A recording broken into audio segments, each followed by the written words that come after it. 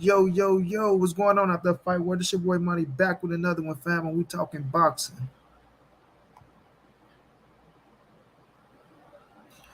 Gonna recap this weekend. Canelo and Errol Spence will still at shows with their performances. The hell?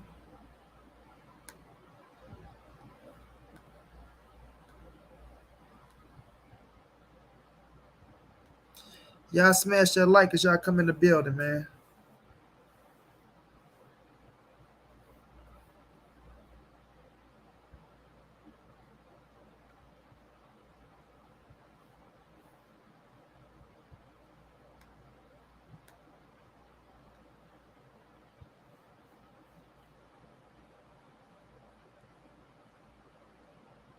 Smash that like, fam. Smash that like as y'all come in. Smash that like. Crack my damn tooth in the back.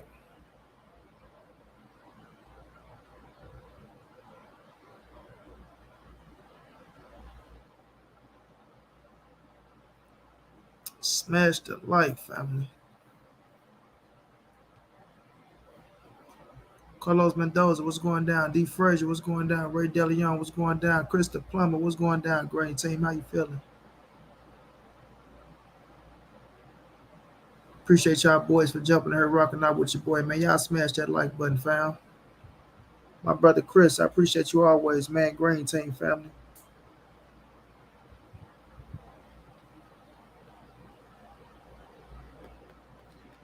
We go drop the link if y'all want to become green team.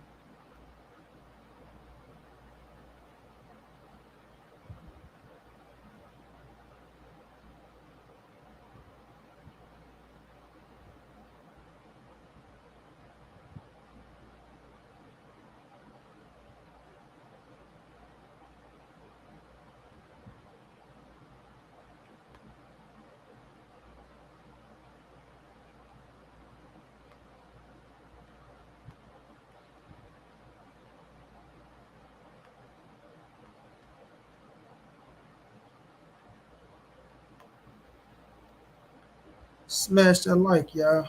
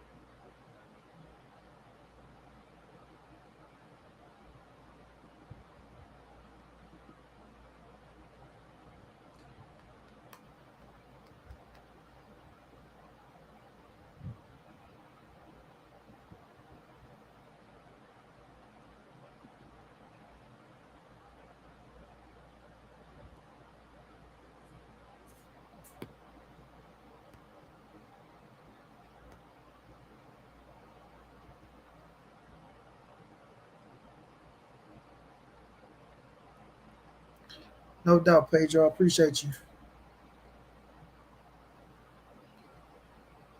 Louise Calderon, what's going down? Laura, what's going down?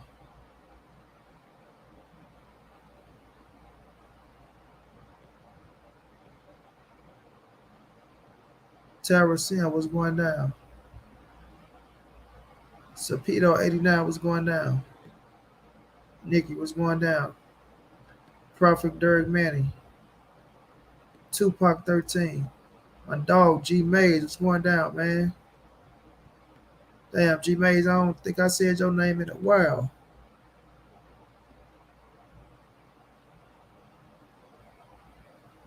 Carlos Mendoza, what's going down? Facts right there, Leon. Y'all smash that like button. Got a lot to cover today, man.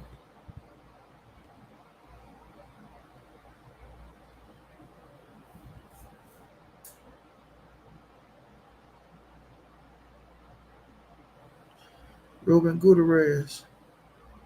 Damn, what Pac do? Well, who do G Mays?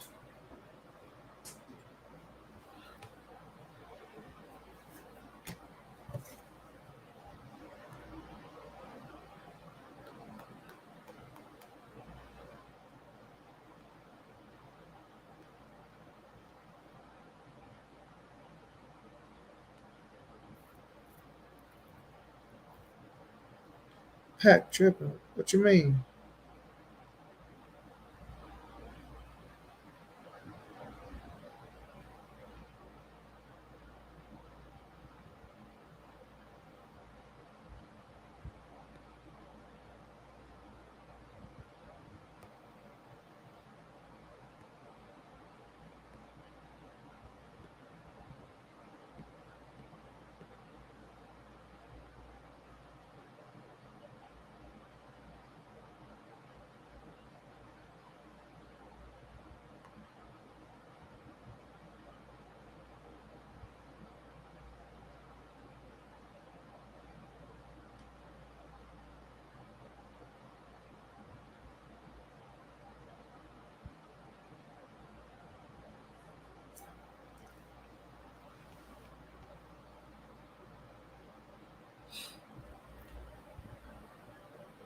We'll talk about it, Ruben.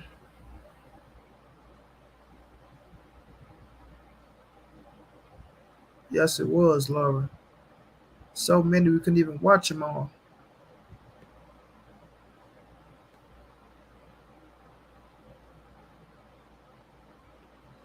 Edward Rodriguez was going down.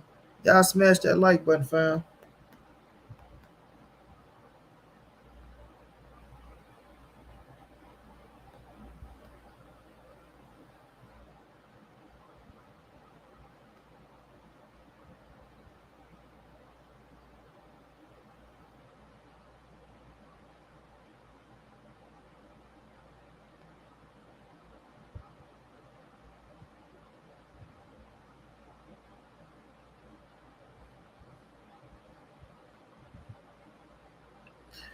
Man, Fandora is a Klitschko. Man, Fandora, bro.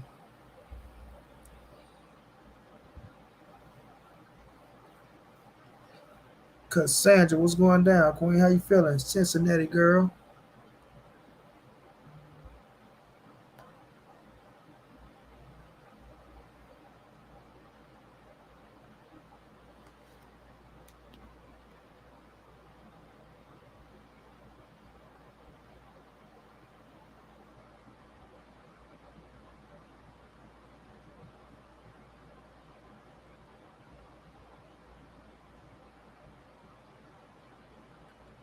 Hey, y'all.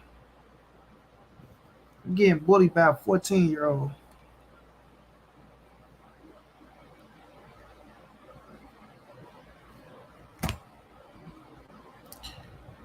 Romeo Morales. Let me talk about it. I ain't started yet. I'm going to talk about it. This little 14-year-old will not leave me alone. My brother Jose in the building. Going through a tough time, my brother Jose, man, but you know, I'll get out of it. Got this little 14-year-old bullying me, Jose. Paint and Roll was going down. The Guru was going down.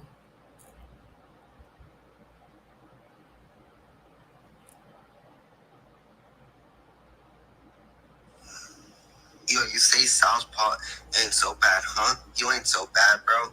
You ain't. You're like, you ain't so bad. You ain't so bad.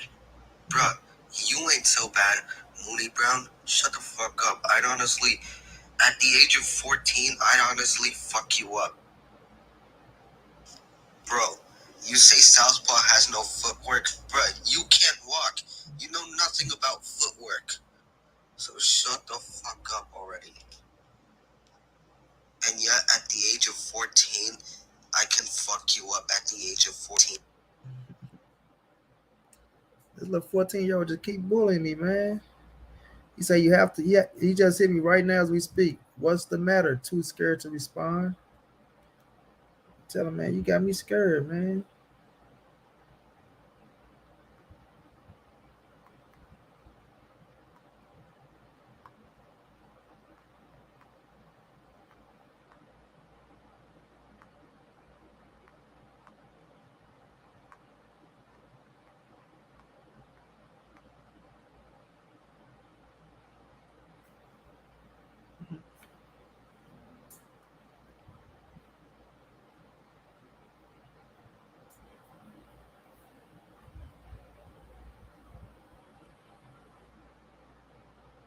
Exactly, Jose, my brother. I'll never give up.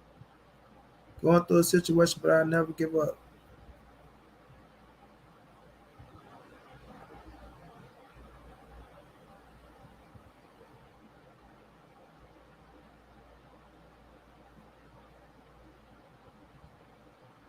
Ryan will do better on his next fight if he change trainers. Yeah,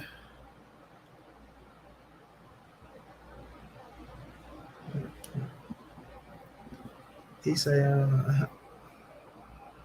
"What's the matter, Tuesday?" I say, "You got me scared, man. I don't want any smoke, homie. How does it feel getting bullied by a 14-year-old? A 14-year-old boy.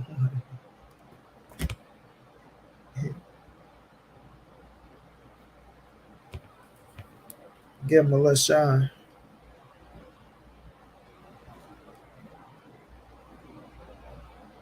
You gonna hurt me, man. That's a monster right there. That's a monster. I want nothing to do with this little killer.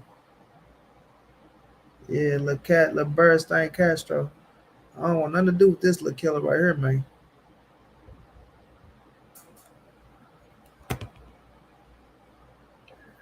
Instagram, Cassandra, Instagram. You know how it is.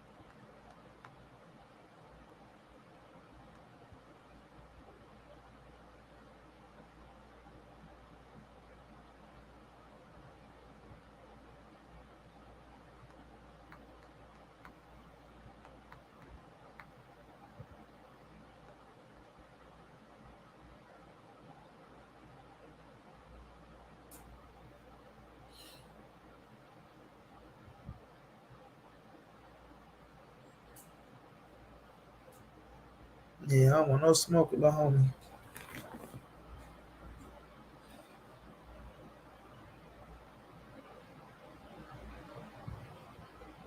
Right, Jose.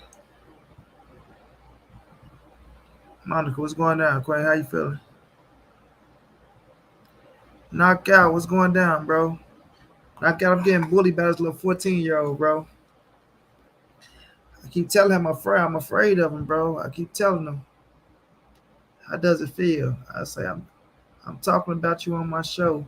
Don't want any smoke. Please don't push me out my chair. He's a little killer, knockout. Straight a little killer.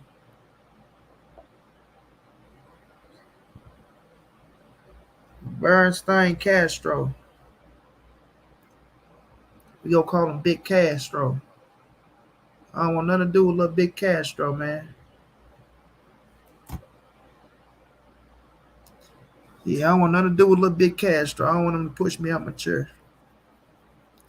I don't want no smoke with the little homie.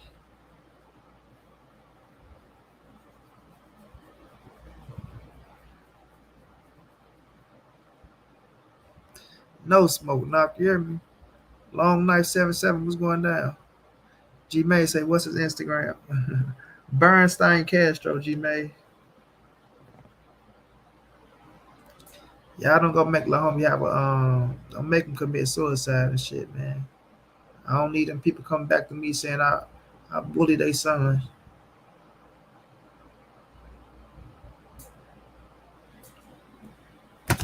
Danny, what's going down? Ramon F. Gonzalez, what's going down?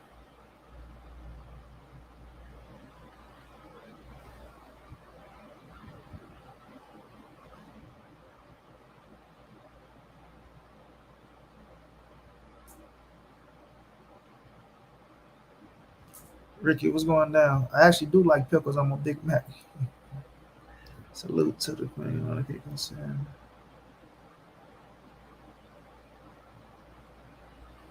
Nah, okay, cute little 14-year-old kid, man. Keep bullying me. Never thought I'd see the day I get bullied by a 14-year-old.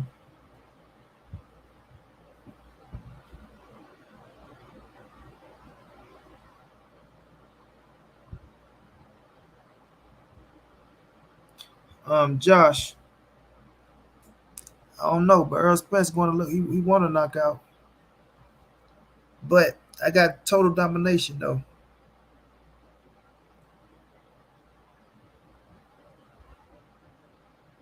Yeah, I smashed that like button. Rafa, shots out to Florida, bro.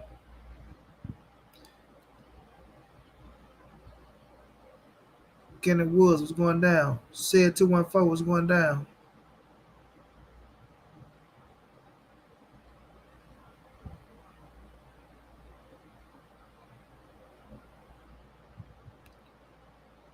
Man, Ryan was a little too anxious out there. Was a little too anxious. Gotta give Emmanuel to go credit for being a little scrappy veteran as well. Not giving him what he want, even though that motherfucker like he was fighting to survive, but he still didn't give Ryan what he wanted. You know, he knew if he would have opened up, Ryan would have knocked his ass out, but he didn't.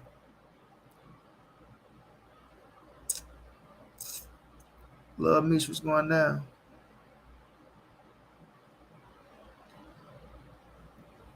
Yeah, Kenny, but at the same time, somebody want to sign Tank. Do to him how Wiz did Kelly and get his little IG took for bullying. Man, I don't want no smoke with that little kid. He got me scared. Yeah, I heard what he told me how I feel to get bullied by a 14-year-old.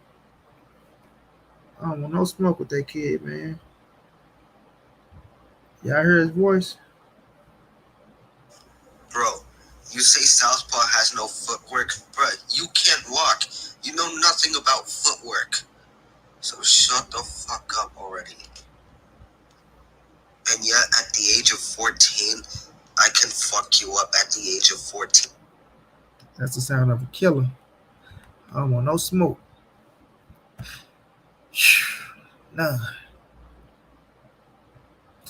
MW2 was going down.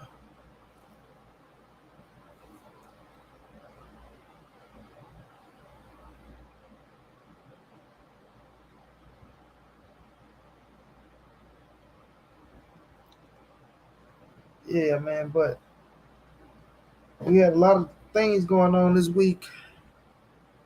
Starting with Triple G.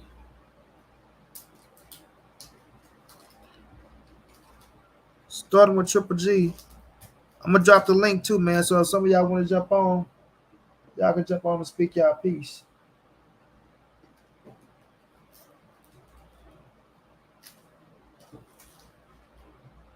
Right after I managed to get my cup with my soda.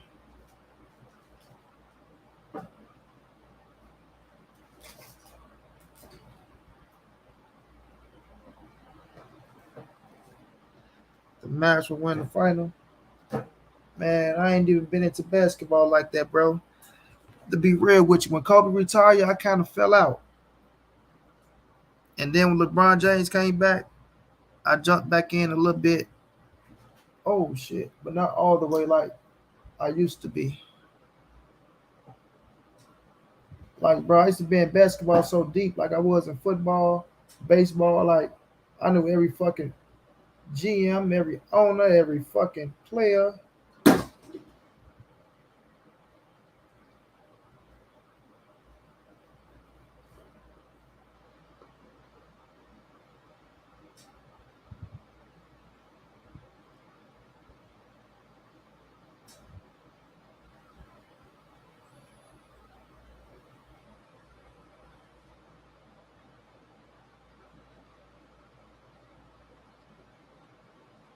GGG needs to stay far away from King Canelo. GGG ain't staying away from Canelo. Everybody keeps saying Triple G need to stay away from Canelo. Triple G want this fight. Like, why would he stay away from a big ass money fight? That ain't happening.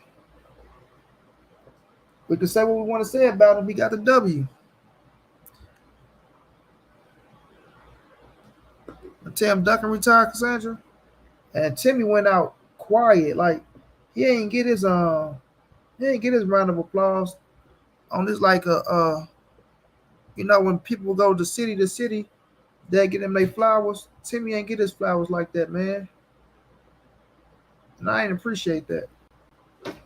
Oh shit, I ain't appreciate that.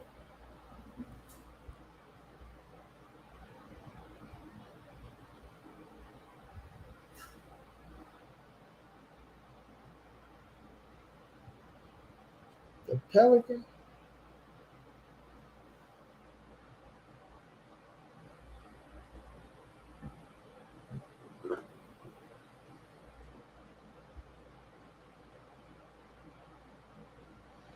Is that boy back? Um, y'all smash that like, y'all. Is that boy back? The number one overall pick. Everybody tomorrow go outdo LeBron James.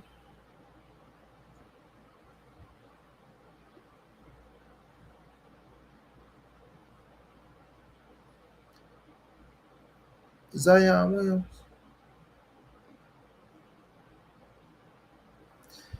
Ruben Gutierrez. How many times you gonna say the same thing, bro? Told y'all we gonna get to it. About to get ready to start cooking. We letting people get in. Let people get in the building. Smash the like button. Help get the people in the building. And I'll tell you what happened to the big bad Lubin man.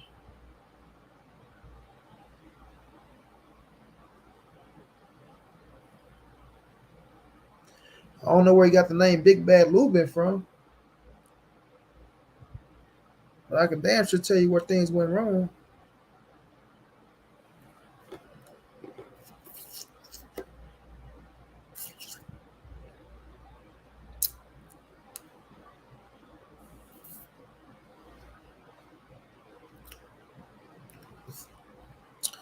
Yeah, they saying that boy pulled a margarita out in this bitch. Knockout.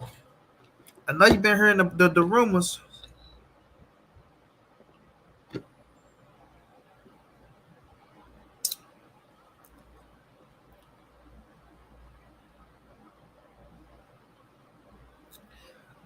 We ain't went back with no damn Southpaw time, man.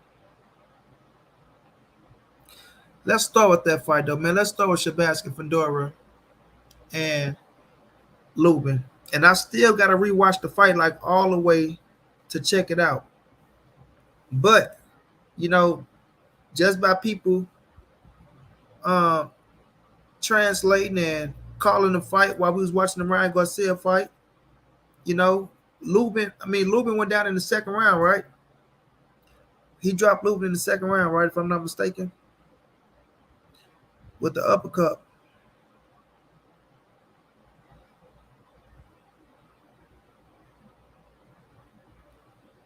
Yeah, no matter if you had a close fight or not, he stopped his ass. So we all knew Fedora loved to fight. Ryan won every single round to go, never had a chance. It's a fact.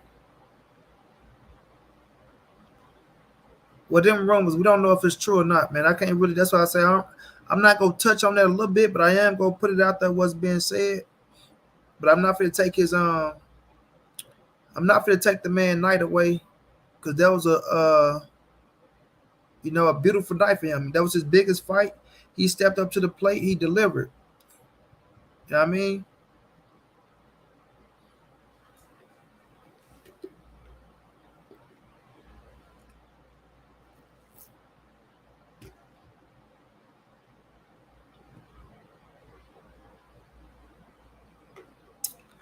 Well, we ain't finna get the call on no more grid on none of that. But Lubin face was disfigured, and we gonna see some more information come out. But right now, I'm giving Fedora all his credit. He went out there, he stepped up to the plate, he went down himself, and he weathered the storm and came back. And I'm talking about beat Lubin as worse than anybody ever beat Lubin. I mean, that was worse than Cholo knocked him out in the first round. First or the second round, whichever round Cholo knocked his ass out in. You know what I'm saying? I'm saying beating worse than he ever been beat. The man only been beat once. Well, twice now. But god damn.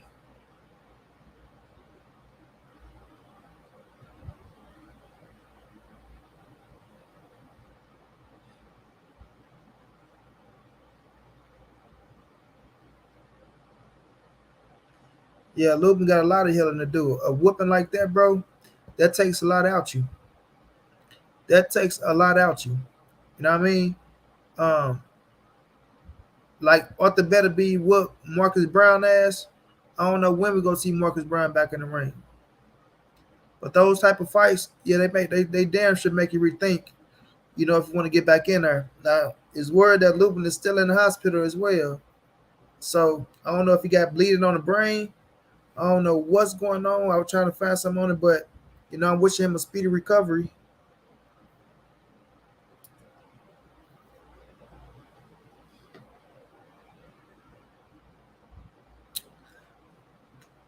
You know what I'm saying? I'm wishing him a speedy recovery. But it was a hell of a fight. It was a hell of a fight. That's a fight of the year candidate. Man, he broke Lubin nose and some more. I'm talking about shit. Broke his nose, looked like his jaw was swollen, looked like a motherfucker. Man, the picture just is crazy, bro, when we look at the picture. It's crazy when we look at the picture, bro.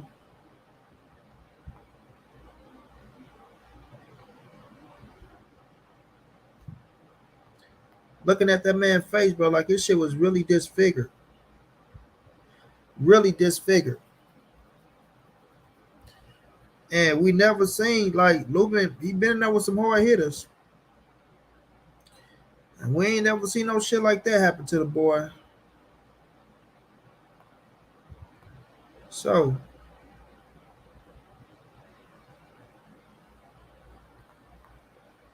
for sure though, they gonna do some investigation because of what happened. I'm quite sure they behind the scenes talking about it.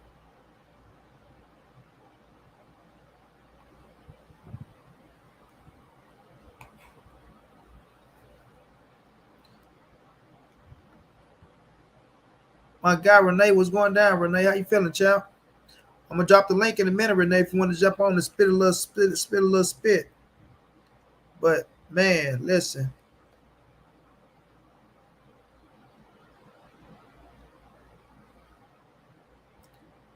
that shit there, it just looked like it hurt, bro. Looked like the eye socket broken, the nose broken, the jawbone broken. Like shit.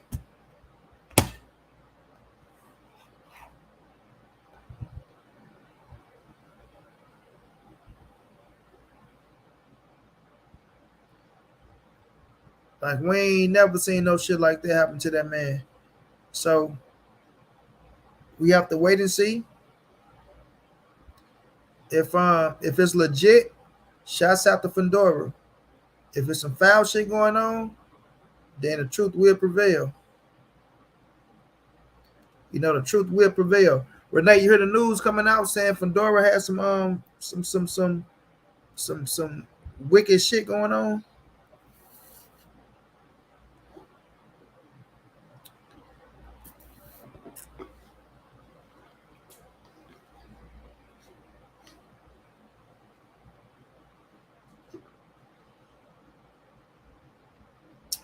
I said we seen other fighters beat down with their face looking bad. Dude's nose was broken automatically, eye swollen.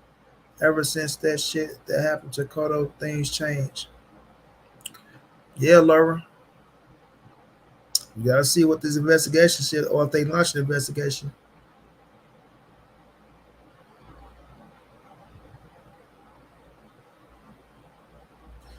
Yeah, I'm not gonna throw no salt on his name like try to discredit the man from his win or nothing.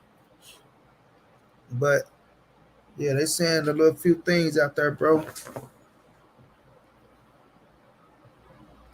And I hate even talking like this. You feel me?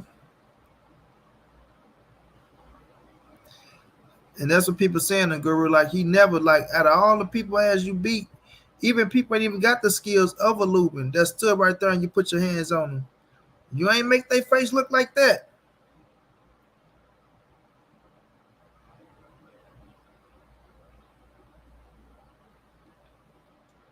Adrian Russo was going down. We're gonna talk about it in a minute. You know, you ain't make their face look like that, bro.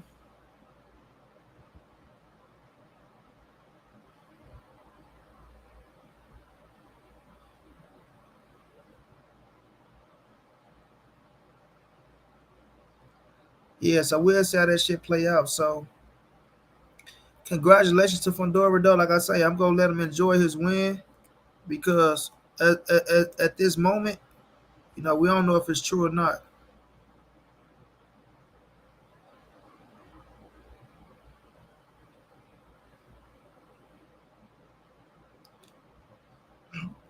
I thought Castano won that fight too.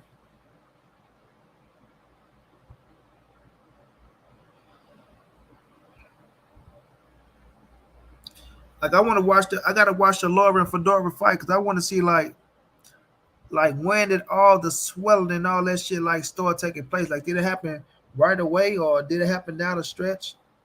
You know, so I heard he got his ass beat like very bad in the seventh.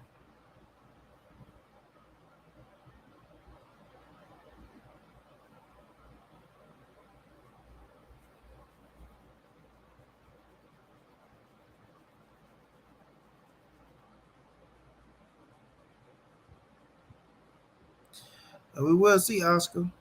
You know, I don't want to put nothing on that man's name. I'm gonna let him enjoy his victory.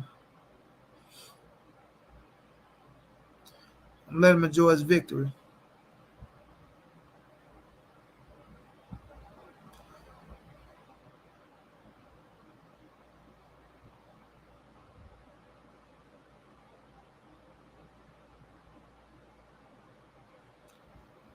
I hear you, Laura. That's why I say I don't want to really just throw it out there on him. You know what I'm saying? Because I don't want to fuck the man win up. But the way that man's face was looking, bro, like even I gotta say, hold on, goddamn, fam. You know, Laura been, I mean, not Laura, Lubin been hit by some hard hitters. You know what I'm saying? He been hit by some hard hitters, and his shit ain't never looked like that. So, like I say, we gotta see, we gotta see. Like I ain't finna take nothing away from Fedora, but bro, even the worst of the, I mean, you fought opponents lesser than Lubin, and you beat the shit out of them, and they face ain't look like that shit there, homie. You know what I mean? They face ain't look like that shit there, homie.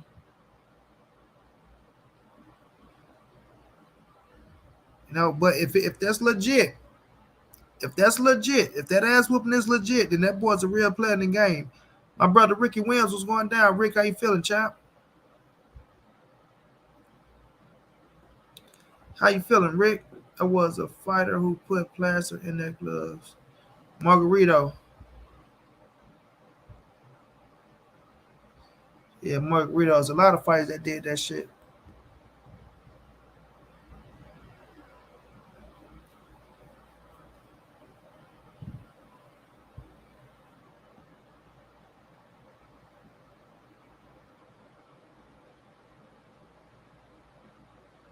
God bless you, brother. I see I missed something here.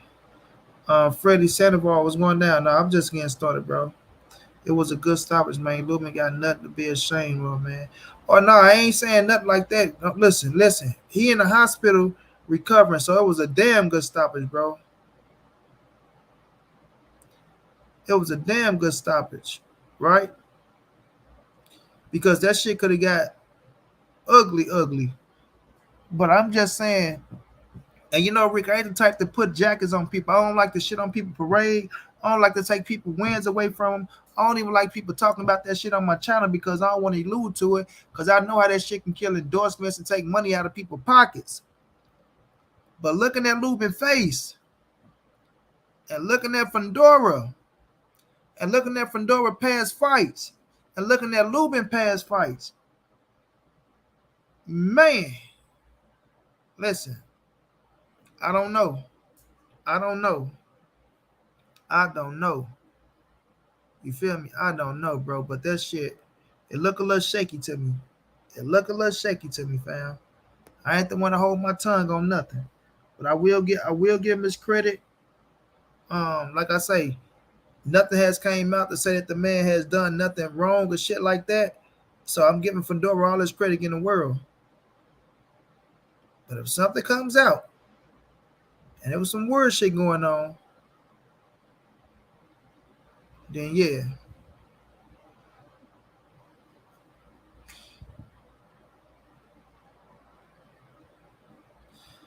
Tupac, you ain't gotta hold no receipts on me. I'm just calling how I see it and what's going down. So it ain't about discrediting a man or trying to shit on a man parade or take something away from a man victory. All I'm saying is what we looking at and what we saw. You know what I mean? Yeah, so I ain't finna sit up here and act like yeah, Rick, everything good, man. Going through a little situation, lost another homeboy, man, and dealing with some other shit, fam. But we gonna keep our head up to the sky, fam. Swats, what's going down? I haven't even seen the pictures of Lubin. Is it that bad? You ain't see the picture, Oscar?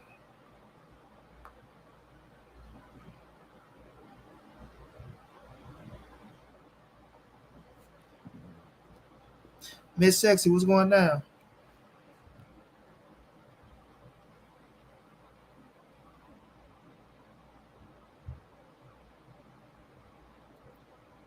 Yeah, man. Lubin was fucked up.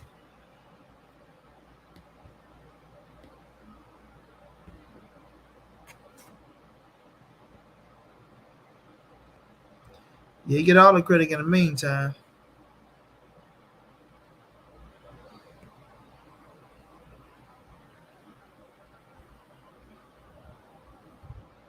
Yeah, I know, Rick. I know. I know. That's why I say I ain't trying to take nothing away from the kid, bro. I ain't trying to take nothing away from the kid, but shit.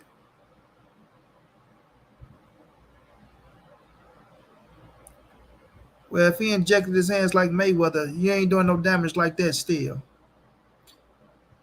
He said, I saw Earl Spence in the title and didn't see Canelo at first. I almost reported the channel.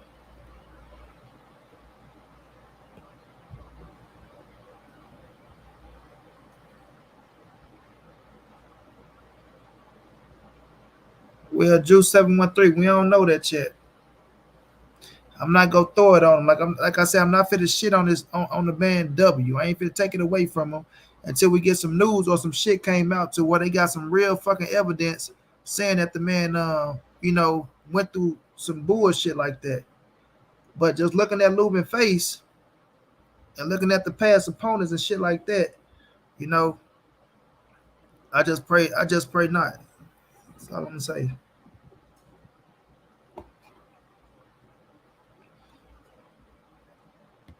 Appreciate that, Renee.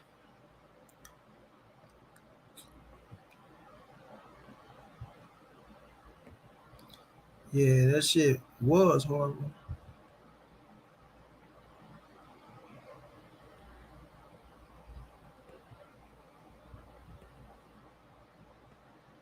Shit was horrible. But right now, congratulations to Fandora though. He got a big time win. Put him as the mandatory to the winner of Jamel Cholo and Brian Castano winner that goes down May 14th. Somebody will be undisputed. Hopefully this time, no draws going down.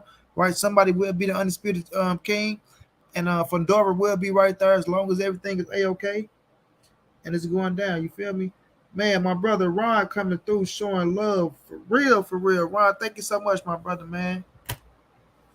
Thank you so much, champ. Always coming through rocking out with your boy, man. But let me check and see if he got a message on this motherfucker before he cuss me out.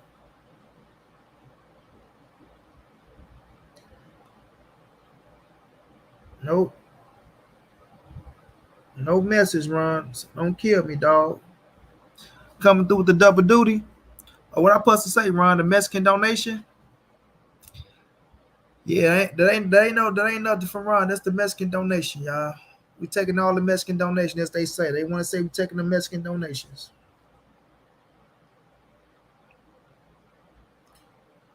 But like I say, congratulations to him on his big time win, bro. Cause that was big time. That was big time. That was his first fight, stepping up to the plate to put himself in position for a world title. And if that's a legit win, if that's a legit ass whooping, and no weird shit pop up, That boy somebody to be watched out for. I mean, goddamn, Oscar Zuna Nick, boy, I just showed you the picture. I'm gonna show you one more again. Man, you got a phone, man. Just type it in, dude.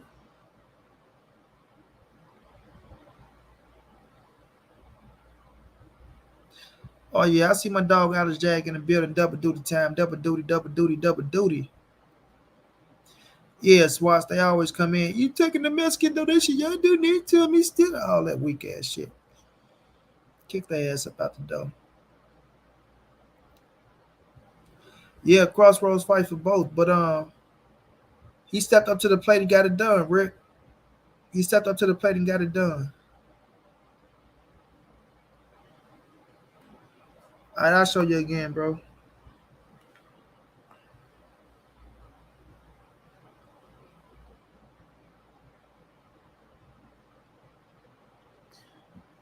Hey, Rick, I'm getting bullied by a little 14-year-old, man.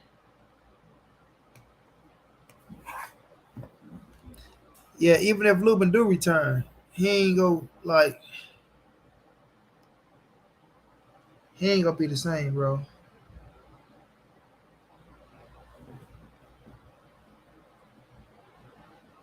Lubin ain't gonna be the same.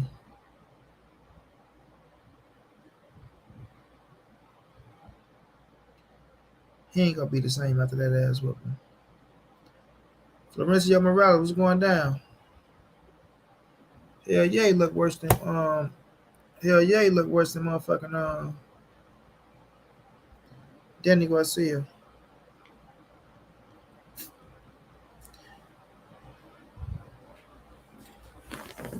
Nah, Pigeon Young might touch you. I gotta understand he young, but that's a confidence killer, man.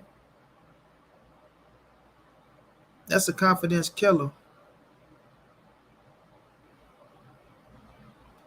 Pence and Miranda, what you mean? Blah blah. Go get your ass booted. Go get bye up out this motherfucker.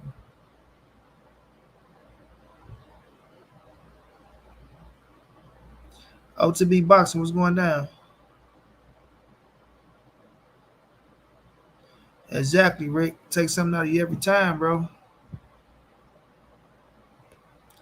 Every time.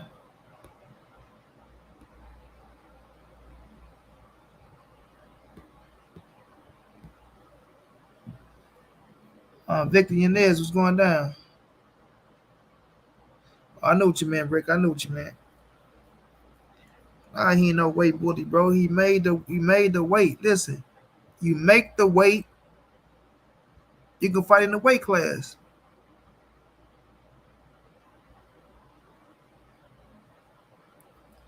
You feel me? If you make the weight, you can fight in the weight class. People always talking about weight bullying. If that's the case, then they killing their goddamn self trying to make weight, fam. Ain't none of these dudes sitting in the weight class is 154 pounds. So no, I don't consider him no weight bully, bro. I don't even use the word weight bully. I don't even use that shit.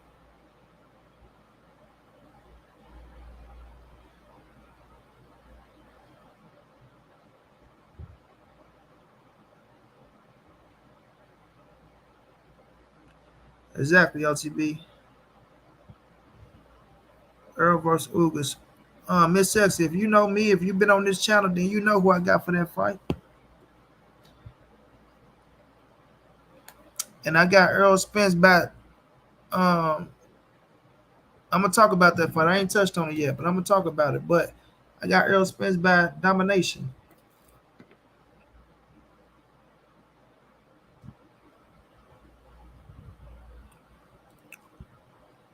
Y'all smash that like button. People don't know the feeling of being in there, and no matter how good you believe you are, you can't keep a man off you. It's a different type of mind fuck. It's the most honest moment of your life, for real, Rick.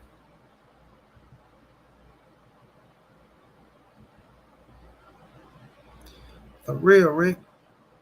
Wake your ass up to some real shit.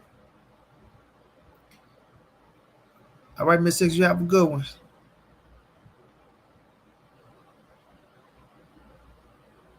His shoulder was separated and his nose was broken. Oh yeah, Doug's right. You know we about to get on him. You know we about to get on him, right? So, shouts out to shouts out to my man though. I'm giving him his credit. I'm gonna drop the link though. I'm gonna let a couple y'all get on if y'all want to get on and talk that shit. I'm gonna drop the link. But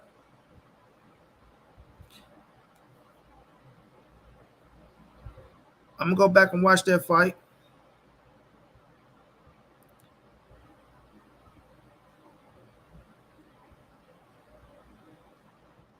I'm gonna go back and watch that fight.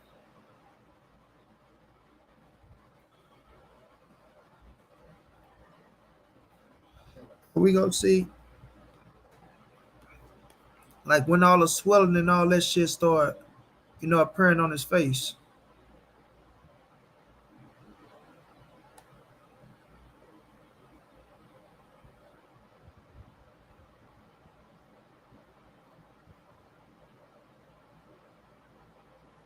I mean, that was some real ass shit. That was some real ass shit.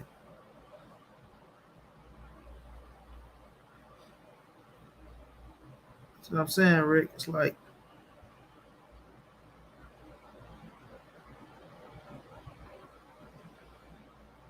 you went from a fucking decision, your last fight, to straight destruction in this motherfucker.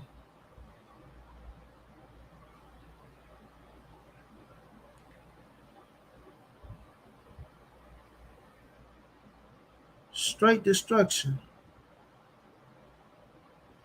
Self destruction. Yeah, for self destruction. Hey, we got the link drop, man. If a few of y'all want to jump on and talk this boxing.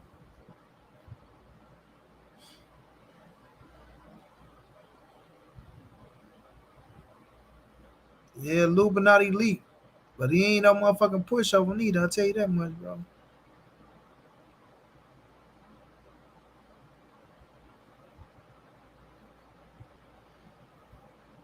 But we gonna move on. We gonna move on. We gonna get to the Ryan situation, man. Listen.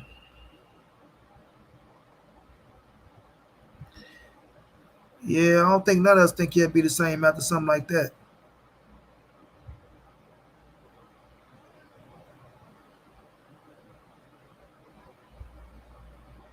Ryan and Joe Goose was talking all that shit about how Ryan was gonna be so much more better, how he was feeling good, one of the best camps he had. He was gonna knock this dude out. Joe Goose and I said for you, the kid won't make it. They was feeling good about themselves, bro. They was feeling really, really good about themselves, as if they was gonna go out there and knock this motherfucker out, right? JR, I appreciate that. Y'all smash that like button though. Y'all make sure y'all smash that like button. Smash that like button.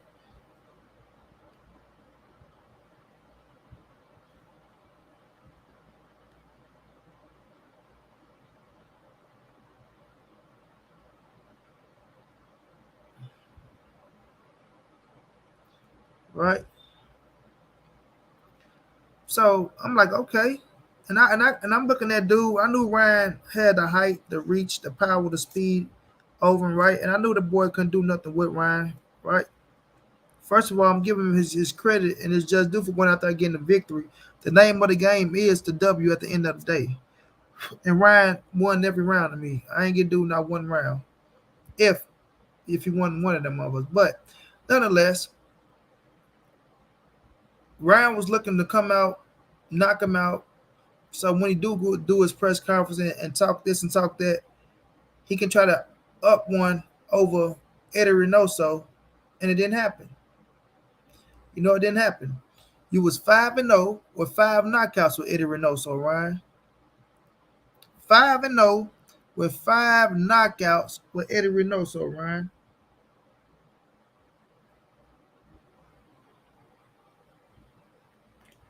Right? And he did crack my man one time and hurt him in this fight, but he didn't finish him. right? Caught him clean, hurt him, didn't finish him. And like I said, you gotta give Emmanuel a little credit too because he was a little crafty in there to where he can move. Wasn't giving him what he was looking for, things of that nature. So you got to respect that part of the game. So I never just shit all over him because like I say, I got to give him some type of credit. The man only lost one fight, then he was on a big time win streak. But coming over here, Ryan being who you is, all the hype, saying you go do this, saying you go do that, having the speed, having the power, and of course somebody do have to engage with you, right? For you go out there and land some shit. But still and all, Ryan didn't knock him out. So all that talk with him and Joe Goose and go be this and go be that. And like I said, even before the fight, when Ryan did a live stream, all I seen was Joe Goose and kissing Ryan ass, to be real with y'all. Right? Saying he left his kids to be with Ryan and you know, they had 10 sparring partners, nobody left the ring unscathed. Trying to, build him up like my man said in the chat. He was just letting Ryan do what he wanted to do. Ryan sometimes when I was looking at the corner looked like he didn't want to listen. He was a little antsy, right? But we will see in the next couple fights. But all I know is that knockout streak stopped when it should have continued.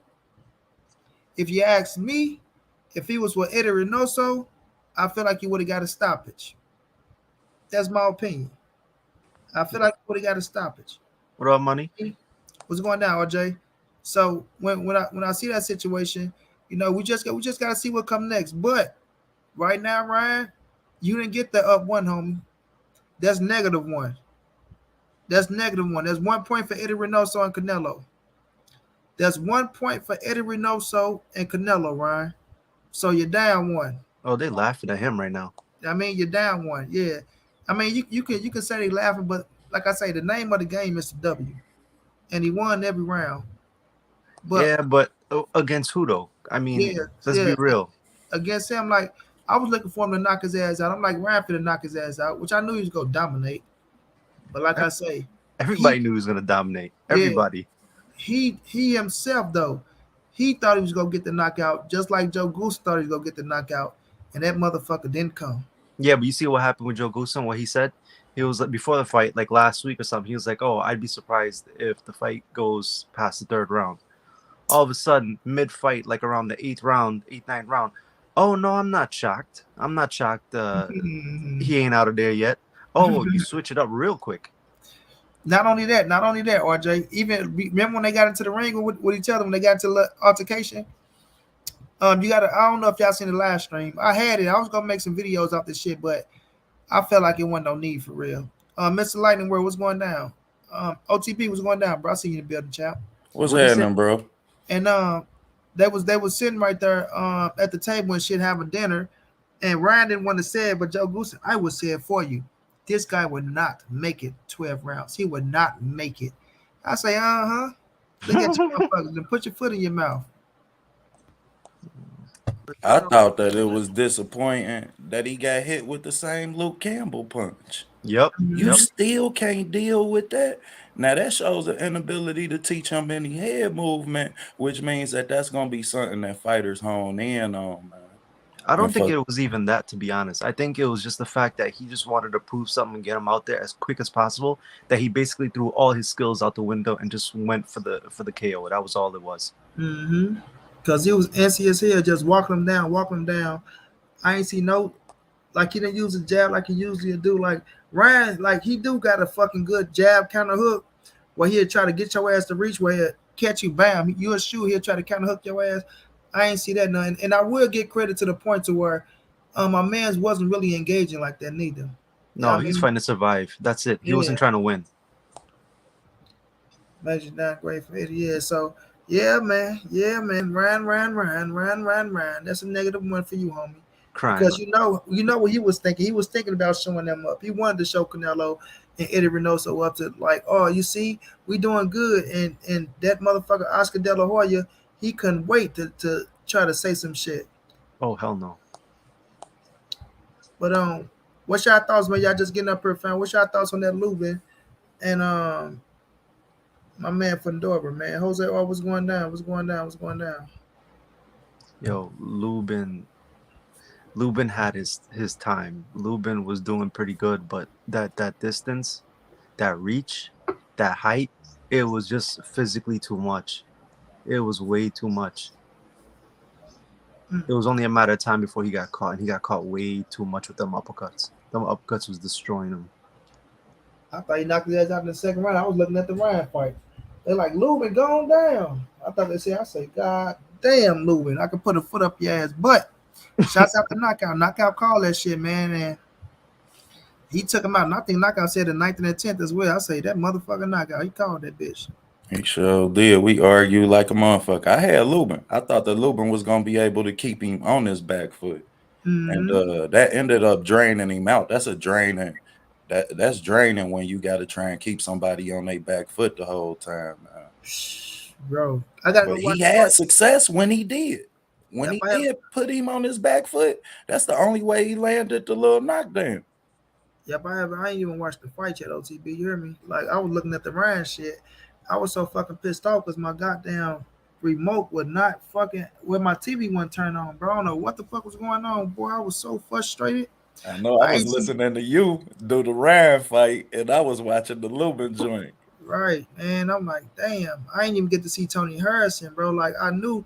First of all, we'll get to Tony because they just disrespected Tony like a motherfucker, bro. Like that was like man, pure disrespect.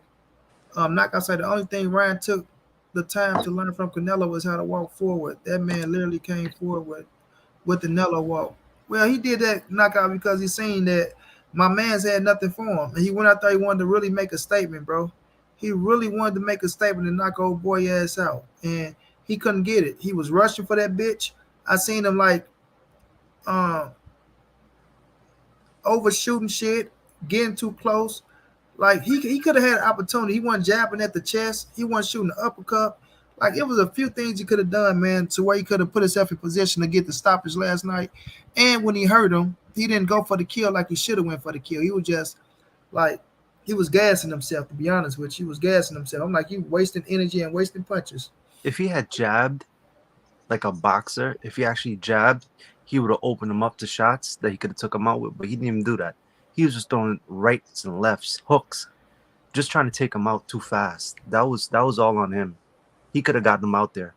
I mean, To Go was just basically trying to survive the entire time. He wasn't trying to fight back. He just wanted the last 12 rounds. And you know what?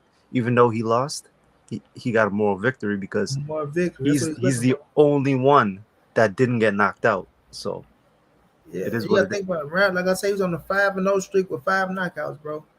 And that bitch stopped last night. That says a lot. That says a Ryan lot. say he couldn't train with Canelo because Eddie Reynoso left him hanging while he You could went on tell they vacation. was Canelo was watching. congratulating him on that punk ass left hook. That's why he kept throwing that motherfucker. George He ain't Russell, land that's a none of lie. them hooks. That's a lie. That's a dog face lie what Ryan talking about. Eddie ain't going no fucking vacation and leave him hanging. That motherfucker was fucked up in the head. His daddy already put the business out. That's why I said they said one thing and they daddy saying one thing. And that's why, I ain't talked to his mama yet because I ain't finna sit on there sugarcoated with you, baby. I'm gonna tell you the truth how I feel, and it might just hurt your feelings. So I ain't even put myself in that position yet. But at the end of the day, he made his move and he gotta live with it.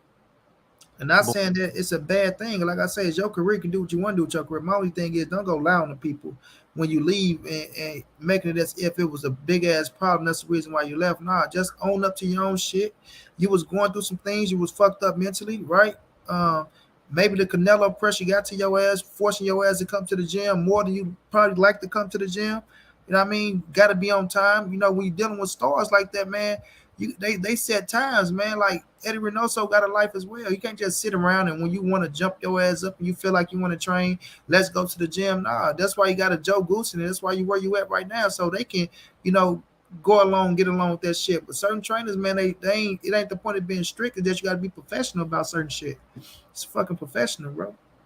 my thing is, if you want to change trainers and you want to go on your own way and become the biggest star you possibly can, I don't got no issue with that. But my thing is, when you leave a trainer that basically put you on the best path possible, and then you go on your way and you talk all this shit and say, oh, how this new trainer, oh, I've known him for years, I've known Joe for years, we have the best chemistry, yada yada yada yada yada.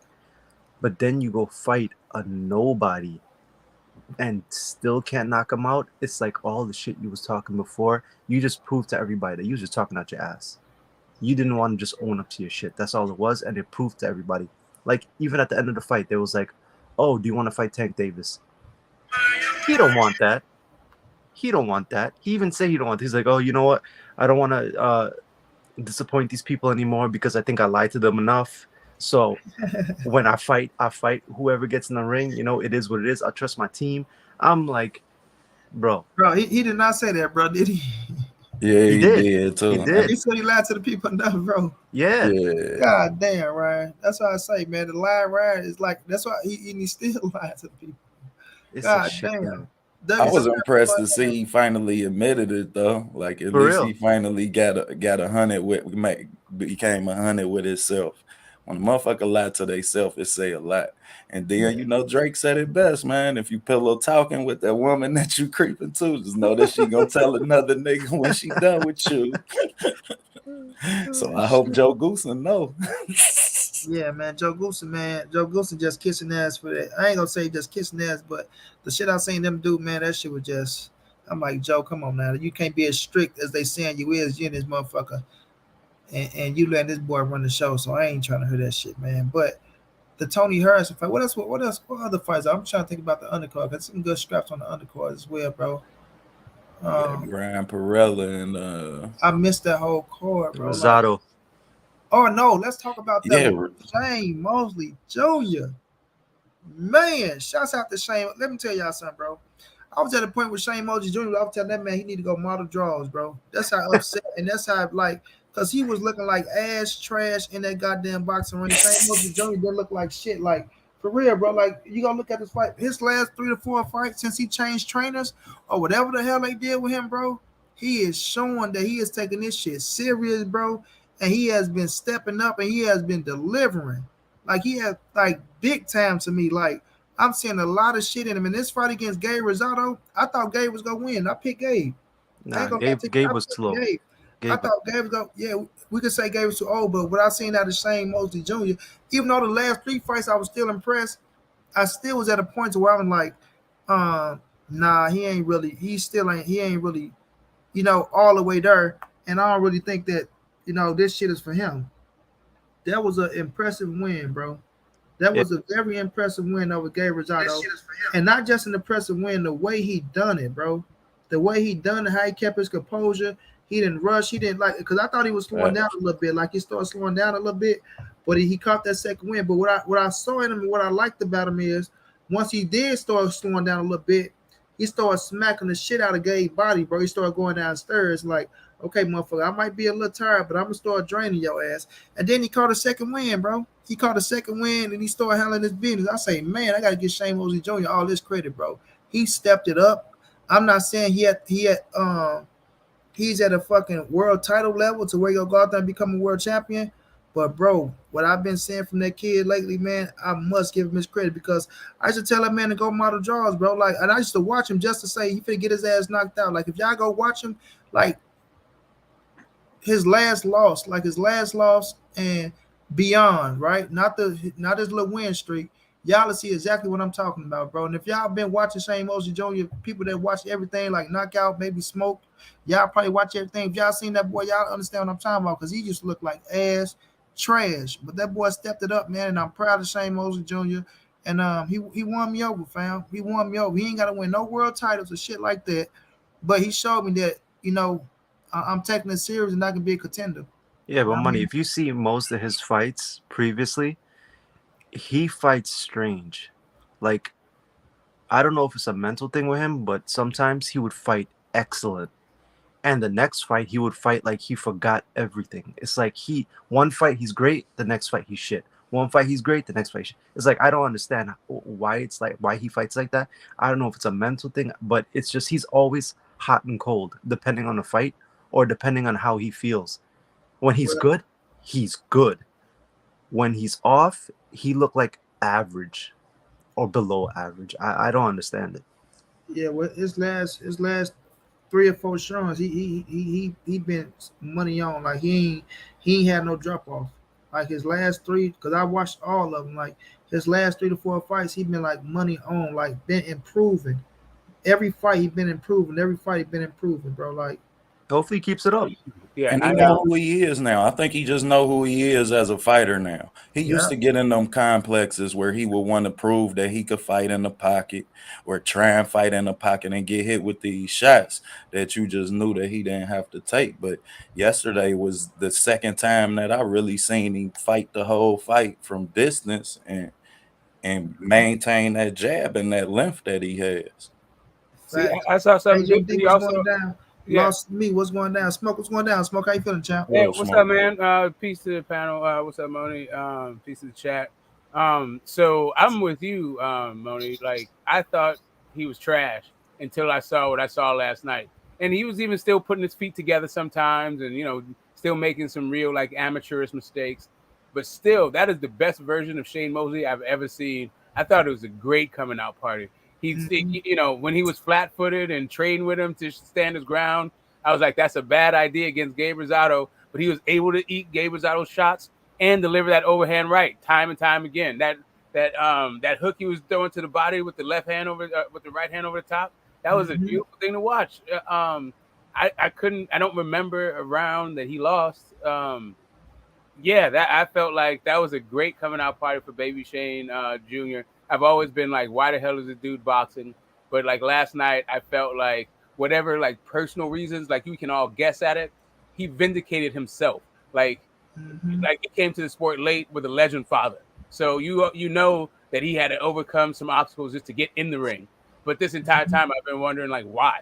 So, but like last night, I saw, yeah, all right, this young man has something to offer the sport, and I think he did himself and his family name proud. Facts. Well, like I say, he might not win a world title, but he put himself in position and say, okay, I can fight you, motherfuckers. Nonetheless, I can get some respect out here. Um, Chick, what's going down, Chick? So I can respect that out of him too, especially after taking his L's. Because his last fight, Jason, I think he lost, right? Quigley, he lost, but he still put on a hell of a performance. The way he came back and beat Gabe like that, I gotta give him his credit. Because, like I say, I still thought Gabe was gonna come out there and find a way to win that fight. But he took control of that bitch and he never gave it back to him. So I gotta respect him. Now let's talk about this shot because I felt like it was just disrespectful for them to have Tony Harrison as the underdog, bro. And I mean, like Tony was straight the underdog. I'm like, what the fuck? Like I thought I was tripping at first, and Tony went out there and showed them, like, man, y'all better act like y'all know I was a fucking um world champion around this motherfucker. You know what I mean? And Tony went out there and did his thing, and I gotta go back and watch that fight. But just listen to people commentate that shit, bro. I was happy as fuck for Tony Harrison, bro, because when I seen them had him as the underdog, I'm like, oh, they really playing Tony, bro. They really playing him. And I heard he really wiped that motherfucker out. So shouts out to Tony for going out there doing his thing, bro, standing his ground and not letting motherfuckers push him to the wayside as a motherfucking stepping stone. Charlo ruined his career. That's what it is. I ain't gonna even say Cholo ruined his career because Yeah. Tony, if we know Tony, we all know that every fight that he lost, he was in, right? The fucking the Willie Nelson fight, he whooped Willie Nelson as the whole fight. Sure Got caught did. when he was fighting Jared Hurd. He was whooping Jared Hurd, slowed down, got his ass caught. Charlo, he ended up winning. Then Charlo ended up catching his ass in the second fight. So him and Charlo 1-1. We just can't say Charlo run his career because they 1-1 with each other. After that, he lost his pops and he slipped up in that one fucking fight. But Tony Harrison, I always been a fan of Tony Harrison. It's just that he somewhere down the line he lose lots of daisy, bro. Like he just I don't know how the fuck he lose focus like that, but he do. He lose focus and he end up getting his ass caught. And that'd be all she wrote. And that's the story of Tony Harrison's career. Other than that, that Facts. motherfucker probably be a Hall of Fame. To be real with you. Facts, because Tony got all the tools. And like you say, man, he gets so confident in his craft that he just get lackadaisical. And what I noticed most about that, one, him being the underdog, let me know how much stake they put in Sergio Garcia fighting Fundora that tough. Mm-hmm. And Brian Perella ain't do enough to beat Tony, and he ain't do enough to win his fight Saturday night. Man, they said that bitch was a draw. That's boxing right there because everybody knows, the world knows Tony Harrison is elite. Nobody could take that away from him. But the fact that he got rocked by Charlo and Charlo was just soaring in his career, boxing was basically looking at Charlo, and that was it. Tony Harrison was just another obstacle Charlo had to get through, and that's how they still treating him. Is it fair? No. Is it logical? No. But that's the game. That's what promoters do. They, if they see, something happens like that to you, they don't want to back you like that, and that's exactly what they did to him. You don't deserve that, but So, I have a slightly, maybe a different take, not different, but to add on to what you guys are saying, but you haven't said. Amongst that jab that was just popping my man's head back like it was a power shot. Besides the combination to those hooks to the bodies, the hooks to the head, like he was hitting with everything, the kitchen sink. Um, Harrison's wig work is unprecedented. And by wig work, I mean his head butting. Like that dude is a phenomenal head butter. Oh my God. That's I about couldn't believe stupid, the way man. my man was. It was like another, like he had 3 gloves in there. He like, bro, I've seen a lot of headbutts over the 4 decades. I've been, blessed to watch this sport. But he headbutted my man with a body shot to the gut. Like I've never seen God that, bro. I've never seen somebody get headbutted to the body. I'm like, what am I watching here? And the ref, and he would disguise it with other shots. Holyfield had a dangerous head. That dude, it was hard to catch him. You had to rewind it and make That's sure. why Tyson bit his Yeah, ass. man. I'm trying to tell you, bro. Like watch that fight and watch Tony Harrison's head. It's masterful. Loved it. Every single part of it. Yeah, like I gave Sebastian the second and third round for the pressure he put on, but I was like, yeah, he's not going to be able to maintain that pace. And by the 4th round, Tony turned it around and was hitting dude with everything at the kitchen sink. It was, to me, a beautiful thing to watch. It was grade A boxing. But Tony is a prime example, man. Tony done been put to sleep by Jerry Hurd. Jerry Hurd had that boy sleep in the ring for real. And he made it back to fight his way into contention twice. yeah, that's true. That's true. He ain't no bum. I'll tell you that much.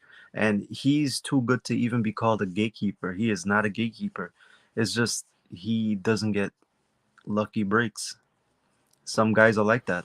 It's a shame because he got all the skill in the world to be up there, but I don't know. We'll see what he do though, but that was a good win for him because they were sure trying to push his ass to the wayside. If he'd have lost that fight, he damn sure would have been a stepping stone. But Yep. not saying that he ever become a world champion again. Who knows? But he became a world champion. He went out there, he did his thing. I just know what Tony is. I know what type of skill set he possessed when he on his shit. But we know his downfall as well is his fucking chin. You know what I mean? His chin is like a Lubin chin sometimes. They ass get in there, doing good, get your ass caught, get clipped, and that's all she wrote. And he be looking up like, what the fuck just happened? And that's the story of Tony's career. You feel me? You The think story of Tony's career. you think Jojo is gonna end up fighting Garcia soon? Possibly, right? Because Possibly they both over there. They that would be both still in the beautiful. same weight class, so it must have happened before.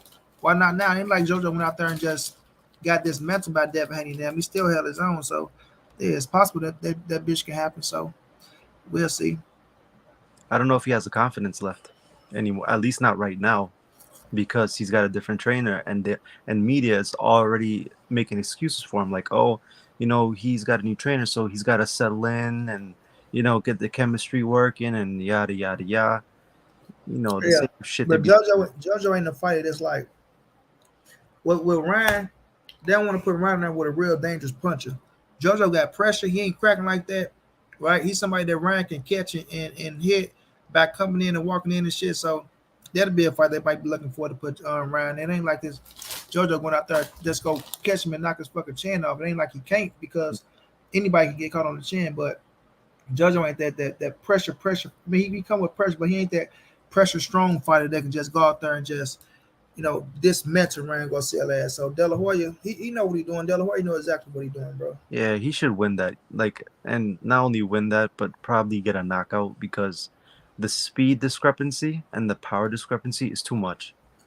I don't see JoJo even lasting the entire fight, but Luis hopefully that gets Dominguez, made. what's going down? What's going down? Let's talk about this though, y'all. What y'all think about this Floyd and Tank shit going on, man? Tank is, he out the door. Y'all know Tank is my guy. He finna be out the door, but with Floyd going out here, not showing up to the press conference, having his own press conference, Tank putting it out there on his ass saying he hating on him and shit like that. And not only that, I go so far as to say, and I know it's gonna be a Mayweather promotion. Would this motherfucker even show up to the fight for Tank damn ass? You feel me? But what's your thoughts on that shit? I don't think you already know how I feel about that. I don't think they actually gonna separate. I think this is all a game. If he does, I'd be surprised. But at the end of the day, you know how selfish Mayweather is. You know he's gonna want to look out for himself first. You having an exhibition fight a week or two away from your number one star, your number one cash cow. For what? And who you fighting? Some guy that you train with regularly. Who trained with? Floyd. Floyd trains with Don Moore. Oh, you said Floyd. I thought you Yeah, were Rolly. Okay, yeah. he No, trains that with was, Don Moore. yeah, that So was Roger protege. yeah, so I'm like, who's gonna spend that kind of money to watch you just dance around the ring, beat this guy up, have this guy on the play, and expect people to want to buy a $70, $80, $90 pay-per-view for what? You out your mind. You really think your shit don't stink. You really think you better than everybody. A week after Canelo too. Well, we already know how it is between them two. No, no, Yeah, no. He's going a week after Canelo, so that means a lot of people just spent a lot of money for Canelo shit. Then got turned around the next week. I don't know about that. I don't know he, about this one for Floyd. he talking like he's still fighting all these other guys and thinking that he gonna fight Canelo. Man, you ain't gonna get back in the ring with no killer like that. Stop it.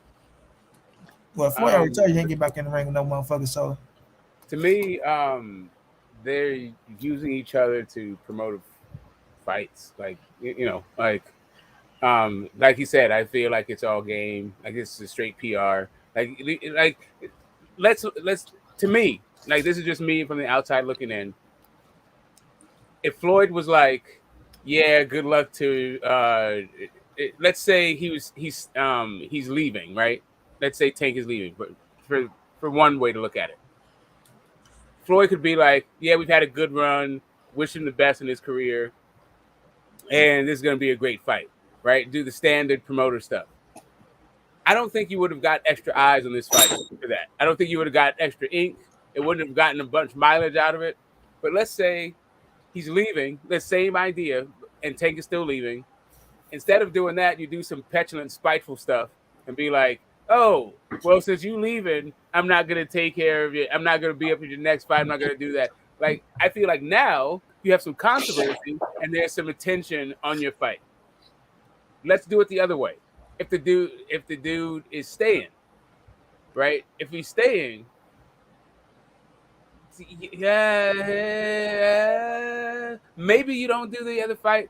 I don't know. It's to me, it just kind of, it's like game. And Floyd doesn't mind playing the villain, and this seems like it's so like scripted to be hero villain that it doesn't ring true to me. Like you said, it's a Don Moore. Nobody really cares about Floyd as a fighter anymore. The only people who's going to buy that are people who are interested in Floyd, past like actual boxing fans of today, like kind of thing. So, yeah, to me, it's just like all game. It doesn't pass the smell test for me. And you got to remember, at the end of the day, Floyd is a money man, so he's gonna try to get money every way possible. You got to in-house fights with your cash cow, and then the another guy that doesn't seem like all the screws are there. That's gonna be a money fight On top of that, you took your time off from your last bullshit exhibition, and you're gonna have another one in Dubai. So you getting money like technically three ways right there, because one in-house fight, you got Tank, you got Rolly, and then you're gonna go fight on it something so easy that nobody's gonna want to pay attention to. So he just knows how to make money. No one could take that away from him, but it's becoming so ridiculous to the point that everybody could see through you, and I think that's all it is. Yeah, I So, wouldn't be surprised if he yeah, Tank retired. ain't going nowhere. man, Tank is out there. I don't know what y'all think y'all looking at or what y'all think y'all read. Man, Tank is gone. We seen Hey, this good shit evening, before. Monty. Shiro, what's going down, Shiro? What's going on, Money? Tank is at the door, bro. Like I heard y'all, what y'all saying, y'all think this shit a money grab. They ain't gotta do all this to promote a goddamn Roddy and a Tank fight. And Floyd ain't gotta do that to promote a goddamn fight in Dubai where he know if he wanna we got the Canelo, it's gonna be tough to get motherfuckers to buy. But he know he going over there to them motherfucking to them oil people that got money already. So that their contract is already set in stone. Yeah, but that's two different things. Like even if he's leaving, to me, this is how you leave, right? Like this is the way that Floyd could be like, okay, fine, I can parlay your fight into my fight, and I'm still making money off of you both ways, right? Like I'm still getting that check. So, and then Tank saying, "Oh, well, you're jealous of me" and all that stuff. Now that brings more money to his fight. I mean, thinking that whatever it is, they're using each other to promote their other. But at the end of the day, whether he stays or goes, they're using each other to promote their fights. No, this is just some shit that just happening where Floyd is just a jealous hearted ass dude and he can't get out his own fucking way. And I'm not knocking if I'm going to get his money right. He's a grown man, but at the same time, you gotta let other fighters shine, bro. He don't know how to step to the side and do that type of shit. He's just a self-centered, narcissist ass dude to where he wants the spotlight. And like Shakur said, if it ain't his way, it's the highway. And Tank found that out. Tank been knowing it, just he was up under that contract. And he played the game to where he supposed to play it to, but now Tank got the dome in his ass, bro. So I see what y'all talking about. It's a good way of looking at a marketing scheme, things of that nature. And I don't think they that bright to even do that type of shit. But right now, I just think it's, it's over with. Yeah, Period. so, yeah, Moni, we went right from like Tank intimidated Rolly to look at Tank, look at how petty Floyd is, like it like seamlessly, like, and that's what it is. Like like what Floyd does very well is create controversy through social media. He's like one of the best, if not the best, to ever do it in combat sports history. Like, and this is it smacks of that in my mind. Yeah. Let my boy Cito in. Cito, what's going down? No, man, I'm just listening to what you guys are saying, man. I'm just I'm just jumping in right now at the last minute, but everything my man was saying is kind of true. But I'm agreeing with you, Money. I honestly think just from what I've been following, mind you, I'm not really into social media, man. But from what I've been following and from what I've been reading online, man, yeah, Tank looks like he's just legitimately done, man. Like he's just gonna go about his ways, and the man is gonna try. Remember, he admires Canelo Alvarez, man. He's looking into moving on and doing what Canelo does because he's got his own legacy that he wants to do. I don't think he's gonna stick around and be Floyd Mayweather's protege anymore, like, or at least even work with him, because look at time and time again trying to keep things in house and preventing him from moving on and actually doing other stuff to fight the big 135 pounders. They stopped him from fighting Lomachenko, Ryan Garcia. Even that Ryan Garcia one is a little controversial. Ryan Garcia is kind of like he says one thing, does another. But you know what I'm saying? They prevented him from doing a couple different fights. So I mean, I don't blame Tank. I'm like, yeah, there's a reason why Bud Crawford didn't sign in with Floyd. There's a reason why Shakur Stevenson didn't do it, and there's a reason why Devin Haney didn't even do it. Mm-hmm. They all know, man. Like once you're on the floor, like I said, I'm not saying Floyd did. He had And mind you, I love Floyd Mayweather. Floyd Mayweather is one of my Yeah. icons, man. Like he's you know what I'm saying? He's one of the greatest fighters of this generation. But Floyd to me is the greatest fighter of all time. But it's just a point to where he can't. It's just he can't get out his own way, bro. He's so stuck in his ways, and the spotlight is gonna be on him all the time because of who he is and shit like that. And whether he know if sometimes he probably not doing the shit on purpose. It's just him, bro. It's just him and who he is. The shit just go flow that way, bro. And he go flow it that way because the experience and the shit that he's done in boxing go always be there for him to translate somebody else's career into his shit. You know what I'm saying? And that's the fucked up thing about it. And that's when you will never be able to get from up on the Floyd Mayweather shadow. If you sign a Floyd Mayweather and you got some skills and you some type of star, You will definitely be able to get him up under the shot if you sign to him, bro. And not saying that um, it's a bad thing for some, but for some fighters, bro, when you ain't got the fights over there and all your big fights are with other promoters, and he talking about you ain't finna make another promoter rich and all this shit, then yeah, you got to make a decision, bro. You have to make a decision. And Tank just fed up with all of the back and forth with both of them because man, them dudes they be bumping heads all the time, bro. Floyd show up to a press conference, that be the first time they seen each other in motherfucking months. Like they ain't dealing with each other, hanging with each other, talking like that and shit, bro. All that shit be a facade, man. All that shit be a facade. Well, remember Jesse Vargas was under TMT when he first started. Why do you Yeah. think why do you think he broke away and went to Top Rank to get at least some recognition and kind of at least start his career? I mean, there's so many fighters coming out talking on Floyd, man. Mickey Bay came out and talked about how shit was so fucked up.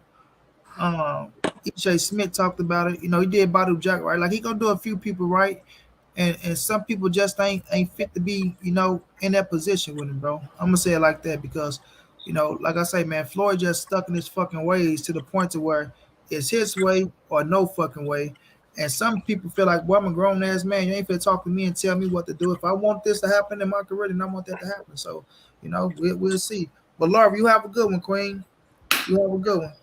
Yeah, just to piggyback on what you were saying about that, like Mickey Bay thing, what he pointed out though was that Tank has Al Heyman as a manager, and because he has Al Heyman as a manager, a whole lot of stuff that goes on with TMT ain't going Mm-hmm. on with Tank. Facts.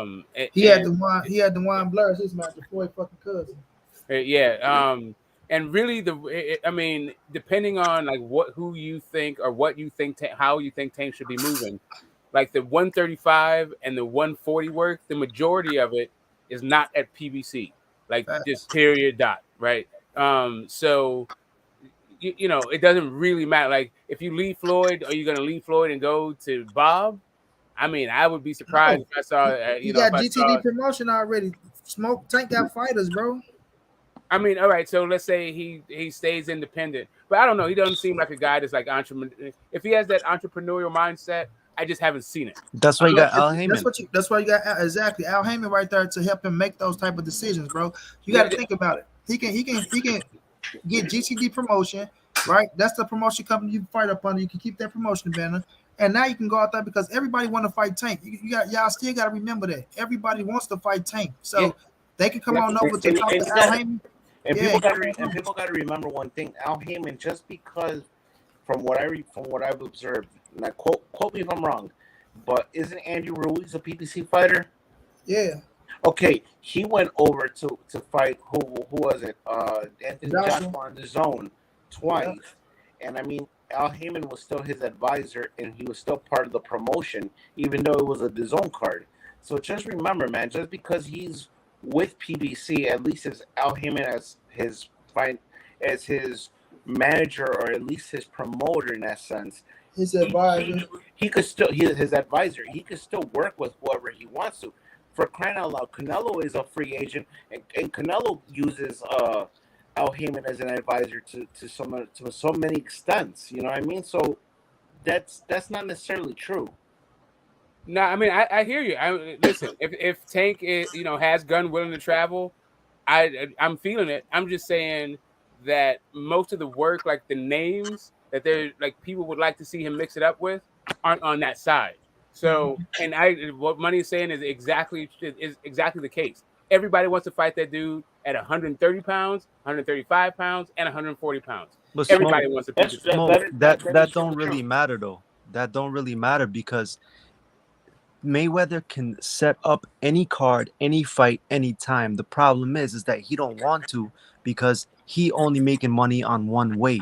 He not making money on both ways. That's why he only does in-house fights. But like you said, he don't have too many good fighters Yeah, we're in-house. talking about him leaving though, right? We're not talking about him staying like that's the reason why he's leaving with Floyd. Like we're thinking, right? Yeah, Like Tank is exactly. dead. He's done with Floyd's ways, right? To be diplomatic, he's done with the way that Floyd moves, and so what's next for him? Um, is he an independent guy that just says, "All you people come to me, where I'll take the fights with the best offer," like Perla Canelo, Yeah. kind of thing? I'm interested. I'm very interested. I'm just saying I also wouldn't be necessarily surprised if he re-signed, for whatever reason. Like I'm not quite sure why. I think he will. I personally think he will sign with Floyd because at the end of the day, money talks, and Floyd know exactly who his cash cow is when he's not doing his little exhibitions.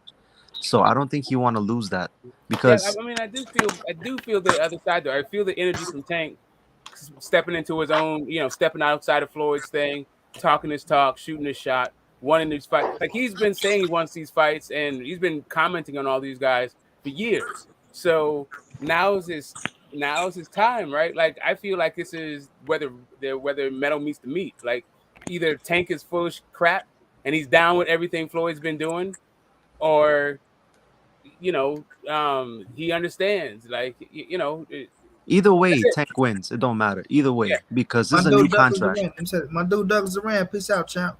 Peace out. Yeah, Thank you for yeah. joining the show, bro. Or he's not full of crap, and he's trying to, they knock these dudes out and show everybody why he should be the most popular guy at 130, 135, and 140.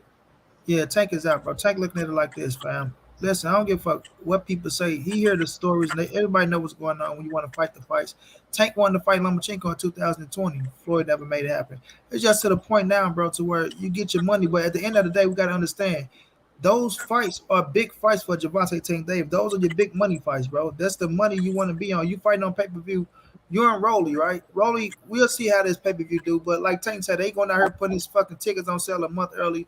He's facing the Rolly Romero, a muffle that he don't want to face, right? You put me in there with him, but y'all know this the last fight, and it ain't no. I don't got no choice but to fight this motherfucker. Otherwise, you can hold me with the contract with my one little fight. So let me go knock this motherfucker out, and then let me move on to the next. We go see what's next in my career. Money, can I make just one? I want to ask you a question on one thing, man. I've been wanting to ask you this. Okay, Rolly, that's hearsay nor say. You know what I mean? I'm like, whatever. I think Tank's gonna knock him out. But let me ask you a question. Why does Tank want to give my man Isaac Cruz a rematch? You know what I'm saying? Because he's trying to move on to something bigger, bro. Right? When you're in those type of fights, fam, and you see Isaac Cruz, Cruz came up and he made a name for himself with Javante Tank Davis. Yeah, But Tank go that's back true. out there and beat Cruz, then what does it does for him? Like right now, it's not really gonna do too much for him. So what he trying to do is get one of them big name fights, bro. Because you gotta understand this fight game is real, bro. Them training camps and all that shit. Yeah. He go through nicks and knacks and all that shit. So he ready to step up and put one of them big names in there and get one of them big money paydays. That's what they've been looking for. You know what I mean? So Isaac Cruz made his name off Tank, and that's why Isaac Cruz is on the Errol Spence undercard about to fight Yuri Yoko's Gamboa. So Cruz is good overall. You don't see, Cruz ain't crying about that shit. But with Tank, it's just about moving on to the next best thing. And that's why he's so pissed off with Floyd with this Rolly shit. Because Rolly ain't no goddamn upgrade. Like, we rather see him fight Cruz. You know what I'm saying? Like, Yeah, I'd rather see a rematch between Rolly runs his mouth too goddamn much, man. That's the one thing I don't like about that kid. But well, I'm saying I'm not mad that he's getting a fight, right? Like I don't knock no man for I will never knock somebody in a position that they in and get an opportunity. He's getting an opportunity at Tank. So some way, somehow, he got his ass there. Whether he talked his way up on it, whether Floyd Mayweather put him in position, whatever it was, he getting an opportunity. Could he step up and relish the moment and make the best of it? We will see. But we all got Tank knocking his ass out, so I ain't gonna knock him. But in Tank's situation, Tank want the big fights, bro. He want that big time money fight. When you on that stage, bro, you looking at Canelo shine, you looking at everybody else shine. You want a piece of that shit. Like them dudes really believe that they the best at what they do, right? And they want to get into that ring and prove that shit. A lot of people think Tank don't want to fight these dudes, but that man want to fight these dudes, bro. Just when you dealing with Tank's a thug, man. yeah, when you dealing with him, trust me. yeah, you dealing with a Mayweather and Leonard Ellerbe who they known for milking the fucking game. Now they got you under their fucking umbrella. Yes, you got there. Yes, I got me rich.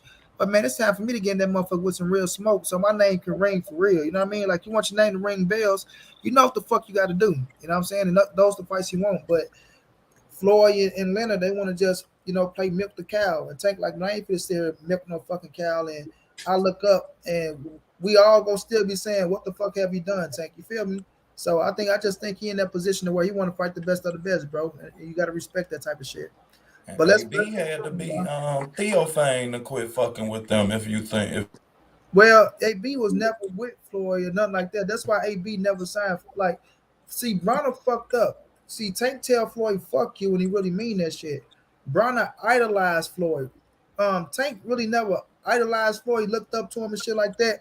But Tank, he never really idolized Floyd to the point to where it's like, oh man, I gotta be up under you. Like Adrian Bronner was in a position where he really had to be up under Floyd Mayweather. You know what I'm saying? And he wanted to learn from Floyd and shit. But if Bronner would have just listened to Al Heyman, bro, and just took shit like how Al was trying to make him go, Bronner be one of the best to ever do it, bro. But he got caught up in the life. He got caught up in falling out of shape. He got caught up in that Mayweather hype and shit, thinking he really was Mayweather. He used to piss me off with that shit. And it bit him in the ass. And then he turned around, and when Floyd said what he said about him, it crushed his ass. And all that shit played on his career, and it played on him as an individual. You know what I mean? Especially being so young, bro. When your idol crush you like that, that's like Michael Jordan telling Kobe Bryant, fuck you, and just stepping all over. You know what I mean? When your idol crush you like that, bro, you know, you start looking at shit different. You know, Yeah, I And Floyd understand also, that. I say that just to say that that could be Floyd's his phase. You know what I mean? That could be his phase where once he quit fucking with you, now you gotta fight one of his fight. You know what I mean? I done seen this shit before. And I also seen it from Tank side before where he's saying, I'm out of here, I ain't fucking with dude no more. And well, Tank then never said I'm out of here, ain't fuck with you because he was on a contract. He can never say I'm out of here. Now, what he's saying was, you know, they had they moments to where, you know, it is what it is. But at the end of the day, you on the contract, you gonna have to play ball somewhere down the line. Otherwise, he'll Bob Burnham your ass. Your ass be sitting on the shelf, sitting up there wasting your fucking years away, and you still ain't got to fight. So, you know, shit happen like that when you're young, bro. But I just think now you're 27, you grow into a mature mind, you become a real man at 27. You feel me? So it's like, man, I don't need all that shit. Whether you do bet, like for instance, Canelo Alvarez with Oscar De La Hoya, the big ass money, the big ass contract he had. Like Canelo said, I'd rather have my peace and do it my way and make my money my way. And even if it ain't all the money that was on the contract, motherfucker, I still got my peace of mind. I'm doing it my way. So, you know what I mean? Before I sit up here and let another motherfucker just try to control me and pimp me like I ain't shit. Like, nah, you got me fucked up on me. So I think that's the position Tank in right now, bro. And by the game being so free and what it is, bro. And Roy Jones hit it on the head. He known now. Javante Tank Davis is known now. We say Tank name, we all know Tank. You feel me? So, you know, he in a good position, bro. He in a good Either way, he's in a good position. It don't matter what he do. He's gonna get whatever fight he wants with Mayweather or without Mayweather. I think he's at that point in his career where he's not gonna listen to every word Floyd says from now on. yeah. If he do sign with Floyd again, I think he's gonna have something in the contract where we gotta have something. You can't have me fighting these bums all the time. These in-house fights ain't doing nothing for my legacy. Everybody know that. So so I what think names do y'all put in that contract? Yeah, if he were to resign, he's gonna have to have some guarantee that he's gonna be able to work with any other promoter, do whatever he wants with whatever fighter he needs. All right, let's get to the real shit now. Like Earl Spence it's the week now for EJ and Ugas, man. And this shit finna go down. Like down goes Frazier, fam. Y'all see the headline, Canelo and Earl Spence will steal the moment around this bitch. Earl Spence is on a mission, fam. Earl Spence want to go in here and dominate this man, bro. Um, I keep telling people this dude had 2 training camps to get ready for with Dennis Ugas, right? So it was words out there that Terrence Crawford was supposed to show up in Dallas, but now we see Terrence Crawford team coming out saying Bud have no reason to be in Dallas because he wasn't ever showing up, like I told motherfuckers, right? But now Earl Spence will go out here and face your Dennis Ugas, bro, and get this third scrap. And I don't know if I like to jump ahead, so that's why I want to talk about this fight. But I do think we get Earl Bud this year. But Earl Spencer, Dennis Ugas, fam, listen, respect the Ugas, bro. And shouts out to Cuba for lifting that fucking professional band. You know what I mean? So now these dudes can hopefully, Facts, you facts. know, come on over and do what they got to do to feed their family. But this fucking Earl Spence and this Ugas fight, bro, this shit is finna be a good one, fam. It's finna be a good one. And Earl Spence about to remind every motherfucker who the fuck ESJ is, bro. The boy's in great fucking shape. Um, he like he reignited himself, fam. He listened to everything that people say, and now when he put this ass whooping on your Dennis Ugas, when he put this ass whooping on your Dennis Ugas, fam, everybody out there that was talking about he was ducking and afraid of this and afraid of that, He's going to call out Terrence Crawford. And the difference is when Errol Spence call you out, bro, you go fight. Like people tell me, oh, well, Crawford said this and Crawford said that, he ain't gonna fight. When Errol Spence call you out, it's different, fam. I don't give a fuck what nobody say. If you sitting up there with 3 scraps and you're the last piece to the puzzle, what if it go your way, what if it go his way? It's an undisputed bout at the 147-pound division, right?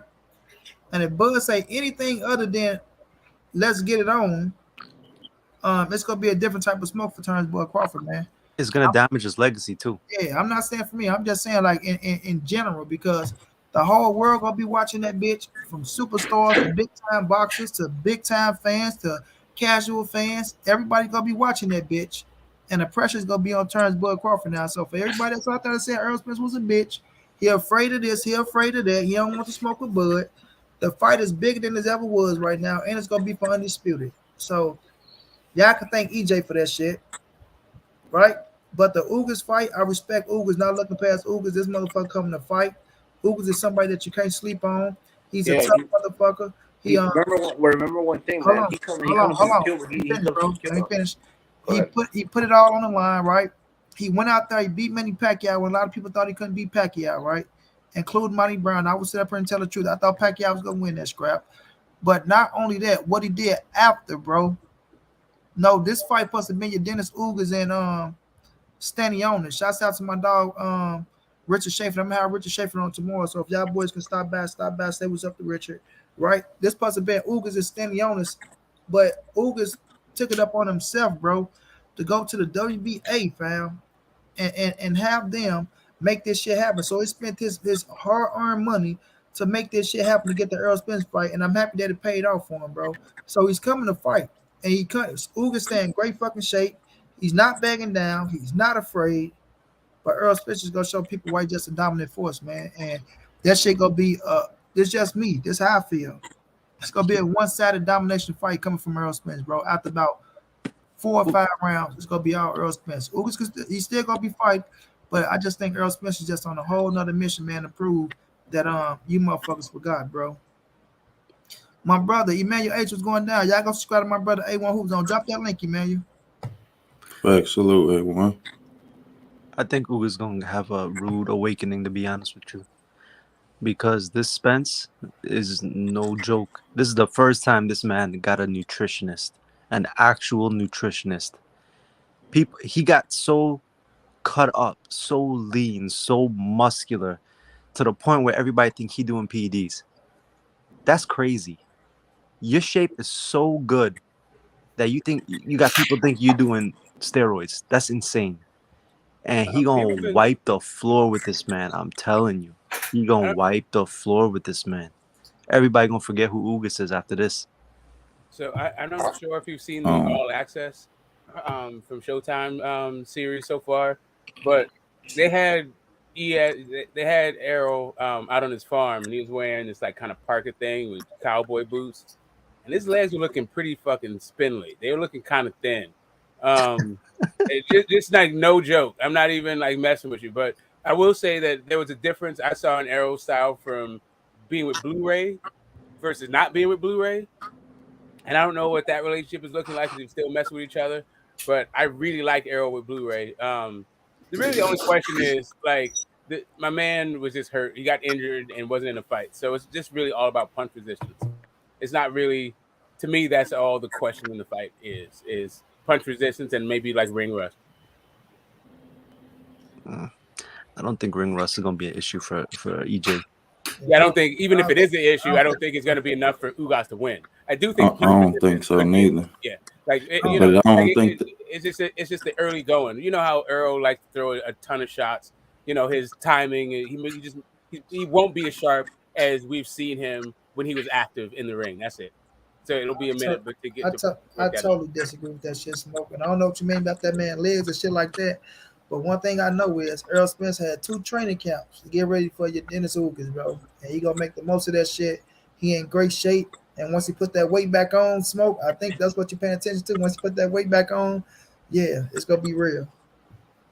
No, I'm just saying the difference between being in gym shape versus fight shape, like sharp from like what we saw like out of Fandora. That's what happens when you are fighting constantly. Guys like that are really sharp versus guys who've just been in the gym. That's all. Yeah, may I just jump in real quick? And I'm agreeing with everybody in this panel. I think Errol Spence will win. He's gonna dominate because the kid is freaking phenomenal. But everybody's snoozing on one tiny thing. Ugas is one of those Cuban fighters, man, who is solid in the pocket. He is a pure boxer. Everybody forgets that Cubans in general, the Cuban style of boxing, goes back to the Olympic style, and they tend to go based off of that score percentage because that's what they're brought up over there in Cuba. I honestly think it's not going to be as easy as a lot of people are saying. I still got Errol Spence winning by decision or even knocking him out if it goes past the 8th round. But I honestly think Ugas is going to put up a good fight, man.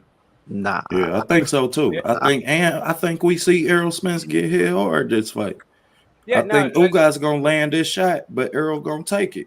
Yeah, And it's Errol's you know, gonna to his Errol- point, right? Errol- To Errol's his no point, one to though, mess like with, man. the issue is that amateur style, Cuban style, they don't really do body shots because they're not scored the same way. So they become like a little bit headhunters. And what Errol has, the reason why he wasn't that as successful as an amateur as he is as a pro, is because Errol has a pro style. That body attack wears you the hell down. Your legs don't move the way they used to, and your shots don't have the same sting.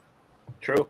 I'll give you that. well, Ugas ain't typical neither because he's a great body puncher. I'm gonna tell you that now. Ugas is a great body puncher. Oh, he do go to the body good, right? Ugas do. He jab good. He try to hold his own good, but it's just gonna be different when you're not with Earl Spence, bro. It's gonna come down to could you last? Ugas got good stamina, right? But when y'all say he ain't the typical Cuban fighter, that's what's gonna play into Earl Spence's hands. Facts. Type of fight that Errol Spence won't. He wants you to True. come and let's go because Ugas don't throw more punches than EJ, bro. He don't, right? He's smart. He methodical with his punches, as good as he is, bro. But he's not a volume puncher like that. He go. Now he will throw them twos downstairs. Boom, boom, catch your ass with the 1-2 downstairs and try to come back upstairs. But he's not that durational fighter the way he just out there he's throwing punches. And Earl Spence wants you to walk your ass right there, right?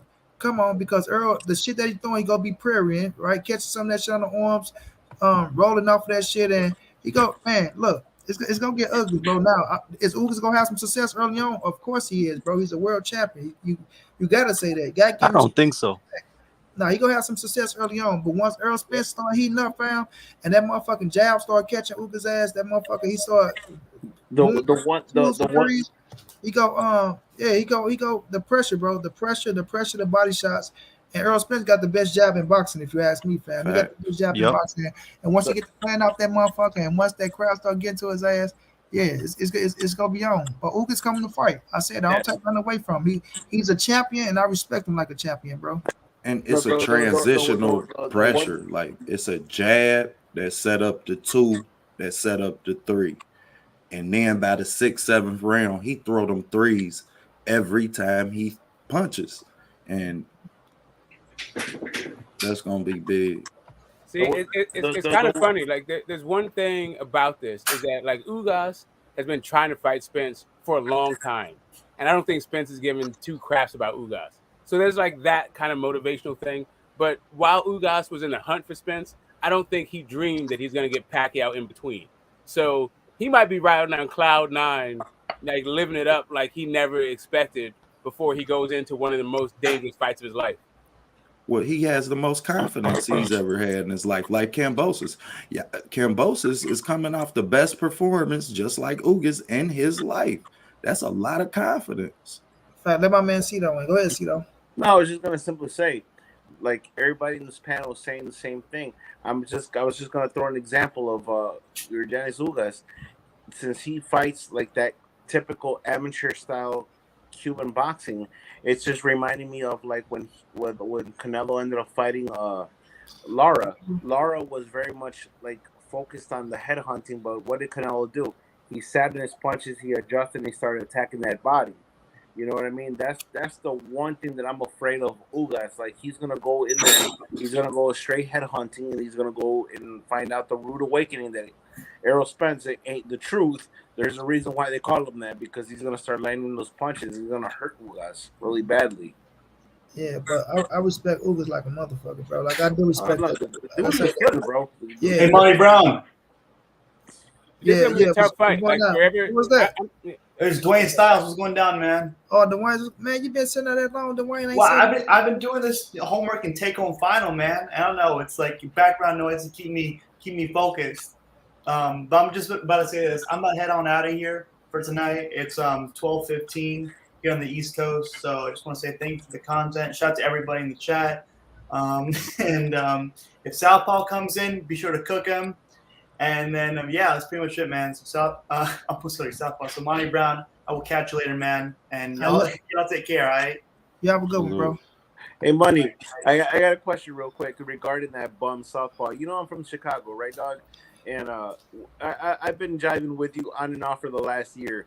Did you see that one clip where I think Southpaw tried to come in, and I don't know who he interrupted, some boxing podcast, and he got put on timeout for like 3 minutes, and then he hung up because he like straight up disrespected two people. No, I ain't see that, bro. I'll see if I can send it to you through YouTube, through the chat. Yeah, But, I ain't see that one. Yeah, bro. Clown ass. Talking about Malachi?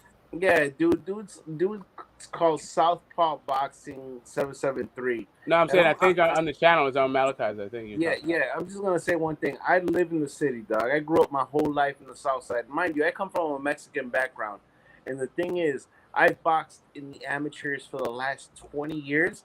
That dude is I've never heard of him personally, but dude's a fucking clown, man. Just like I'm glad Money and like what's his name, Nuke ended up fucking going into town on that dude, bro. He's a fucking clown. I'm gonna continue to tear his ass up. As long as he try to diss Mexicans, I'm gonna diss his ass. No problem. Mind you, dog, I come from a Filipino background. I'm half Asian and I'm Yeah. half Mexican. And the thing is, dude, I grew up in the south side of the city. I still live in the south side of the city. So it's like, I'm like, bro, why are you just like straight rambling and talking trash, bro? It's like, Then once they brought Southpaw in, man, I'm like, man, I had to say that. Yeah, I ain't worried about that clown, bro. He's a nothing. But But I'm gonna send you the Maybe link somebody though, so you can different, laugh like, about you know. that. yeah, send it to me. I'll tear his ass up with it. But with Earl Spence and Ugas though, fam, it's gonna be a hell of a fight, fam. It's fight week. Shit finna turn up, fam. It's finna turn up. Earl Spence is one of them names in the sport that when he fight, a lot of fighters respect him, fam. Even Canelo. Like it's a lot of people that respect Earl Spence because of the shit that he do. Like he don't sit around, he don't waste no fights. He's going after the best, even after fucking eye injuries and car crashes and shit. You're fighting the best of the best. And your Dennis Ugas has to be respected as one of the best of the best. He's a title holder. A lot of people try to shit on Ugas, fam. And when Smoke said Ugas was trying to fight Earl for the longest, and I agree with that, fam. I remember when he wanted to fight Earl, but the thing was EJ was trying to get a big name. And people try to shit on him because he chose Mikey Garcia over your Dennis Ugas. But Mikey Garcia was a 10 times bigger star than your Dennis Ugas, right? Exactly. And we don't know if that Mikey and that was a hell of a Mikey back then, bro. If that Mikey and that Ugas would have fought at 140, that would have been a hell of a fight. Even Mikey would have fought Ugas at 47 would have been a hell of a fight. But Mikey was a big time star, fam. So that's why he chose Mikey Garcia over Ugas and shit like that, But even before then, I'm like even before the Porter fight. Yeah, even after Spence for a minute. Yeah, what I like about Ugas though, fam, like nothing never discouraged him, fam. Like when he say he really living an American dream, he really is, bro. Coming from where he come from, like nothing discouraged him to where he put his head down and everything he wanted, bro, he got.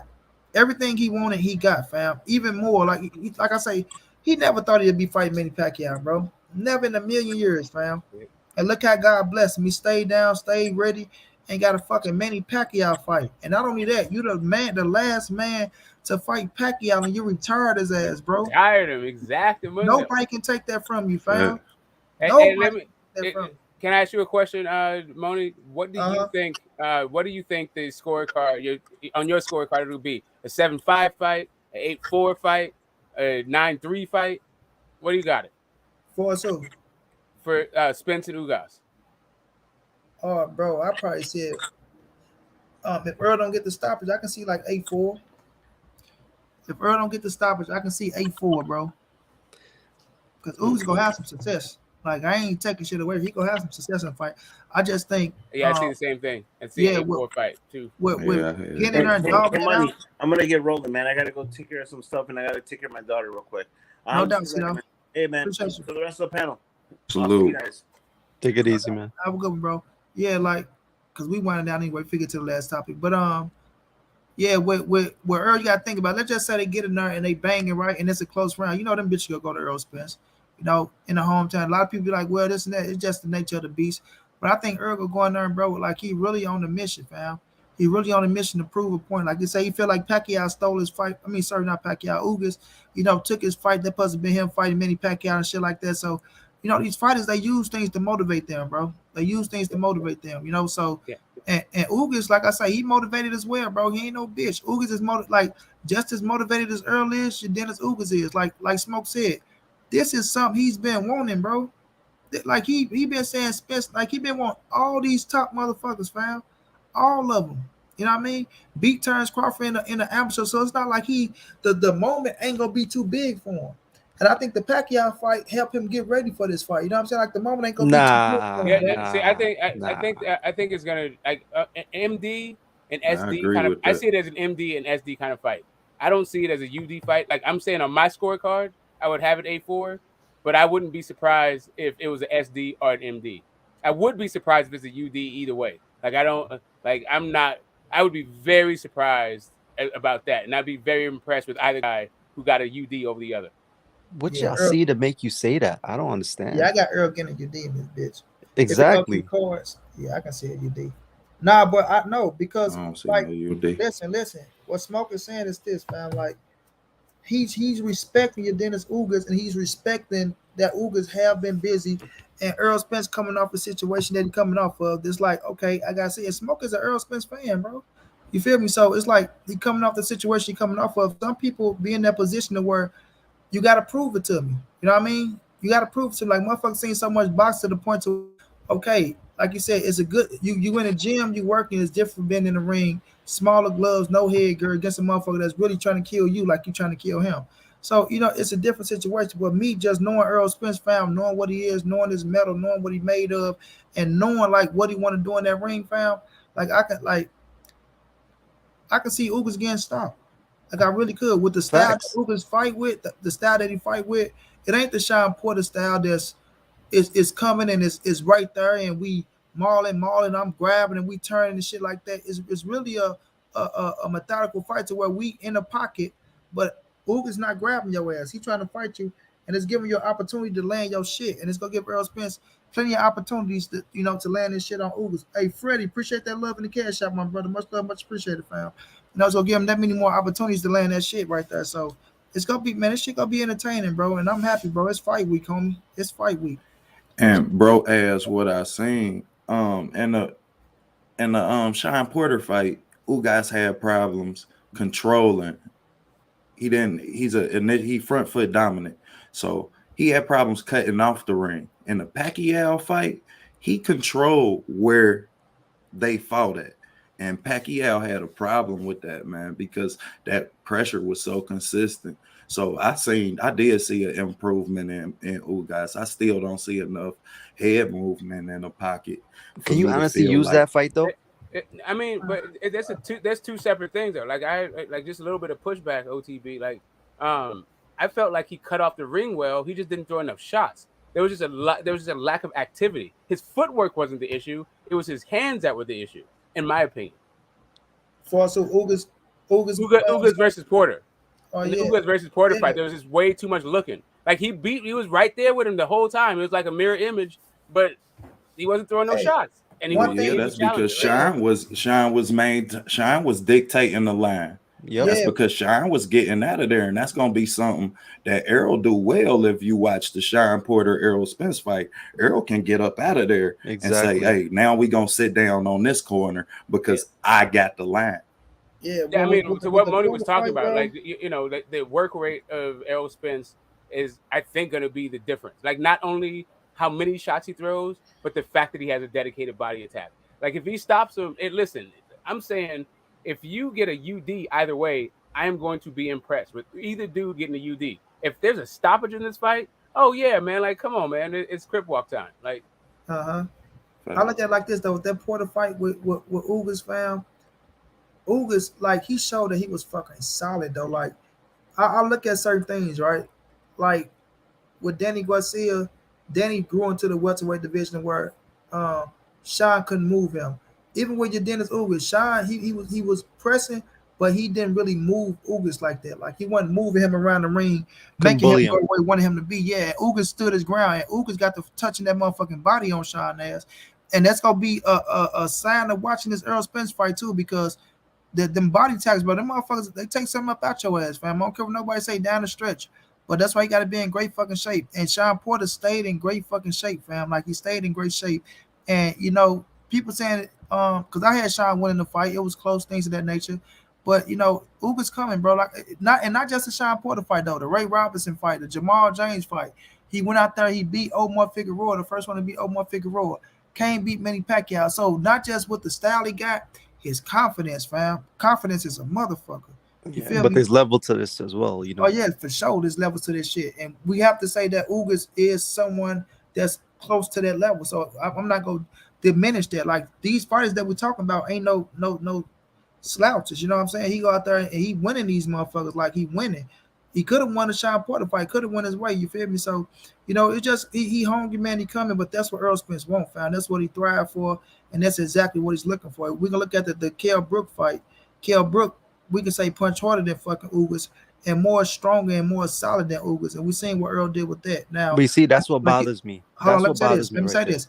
Like you said, Smoke, with that fight, he did have Blu-ray Smoke, and that's a different type of physicality. You know what I'm saying? But Earl Spence is still he's still that type of fighter to where he's physical like that. You know what I mean? And he want to meet head to head and let's bump this shit out. But at the same time, if y'all go see my dude Surgical Boxing, y'all go subscribe to Surgical Boxing, bro, and look at how he broke down that Earl Spence and that Sean Porter fight.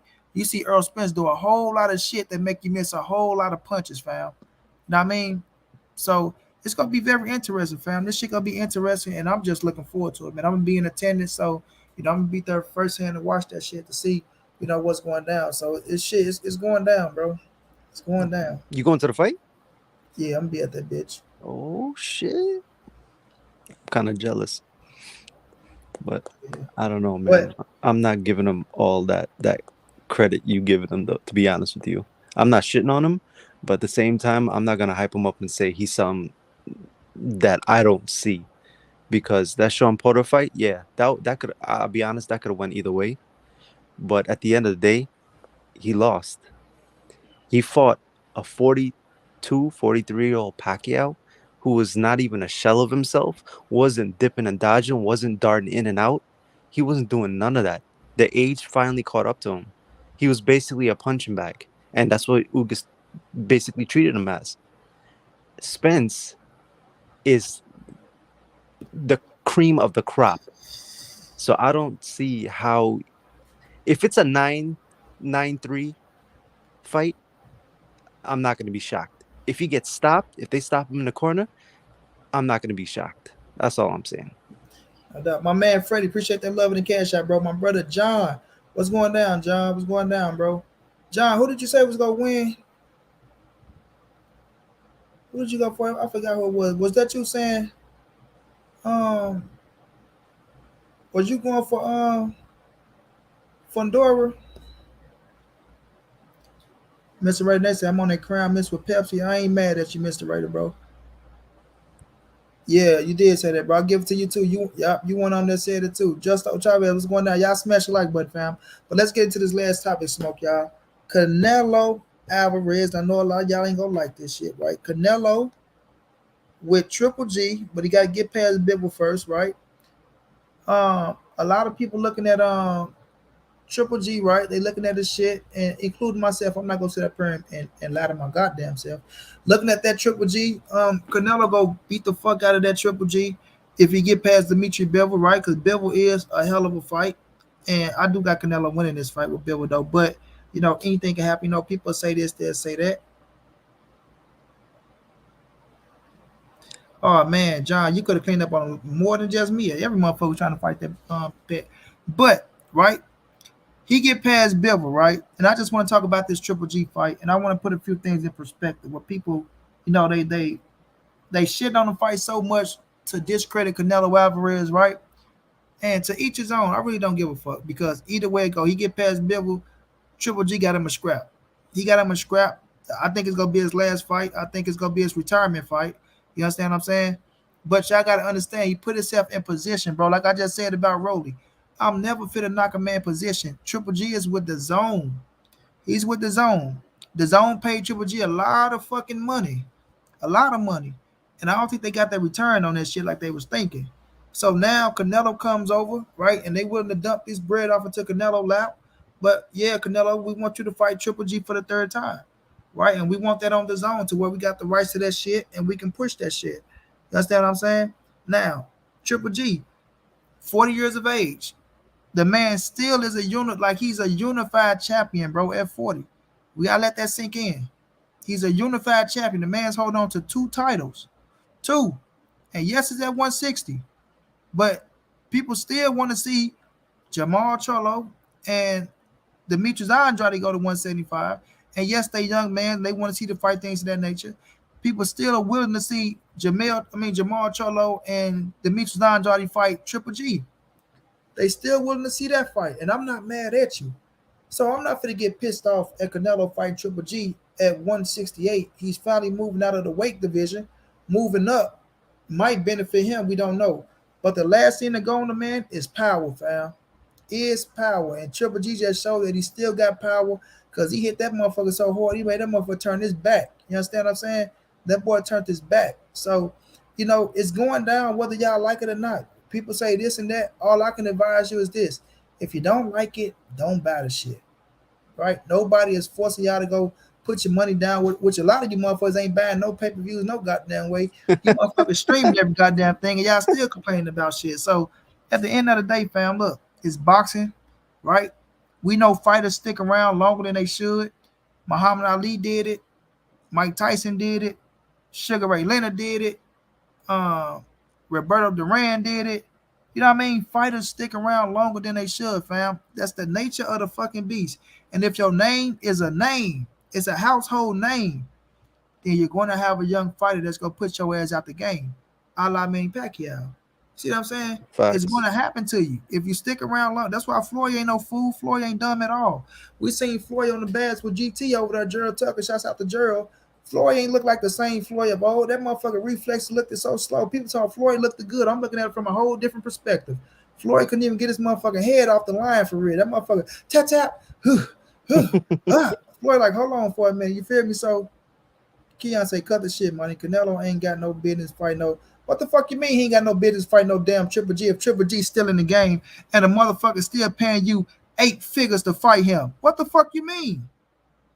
What do you mean he don't have no business fighting Triple G? Yeah, all he got is business. As a matter of fact, if the one thing he has is business. I agree with Oh yeah. So did Ali have any business fight motherfucking Larry Holmes? Now, I mean, forget Larry Holmes, Leon Spinks. Yeah, Leon Spinks. Yeah, Hell nah, he did. It's just the name of the fucking beast, bro. Right?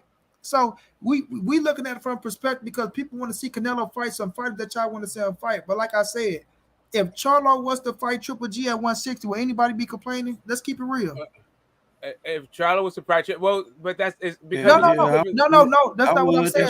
But the answer your question, like this is just to answer your question. I got of a course, big problem. Of course, people want to see that fight, but it's because of the picture at 160. Go ahead, Mark. I ain't got no problem with Charlo fighting Triple G. I ain't got no problem with Demetrius Andrade fighting Triple G. Why?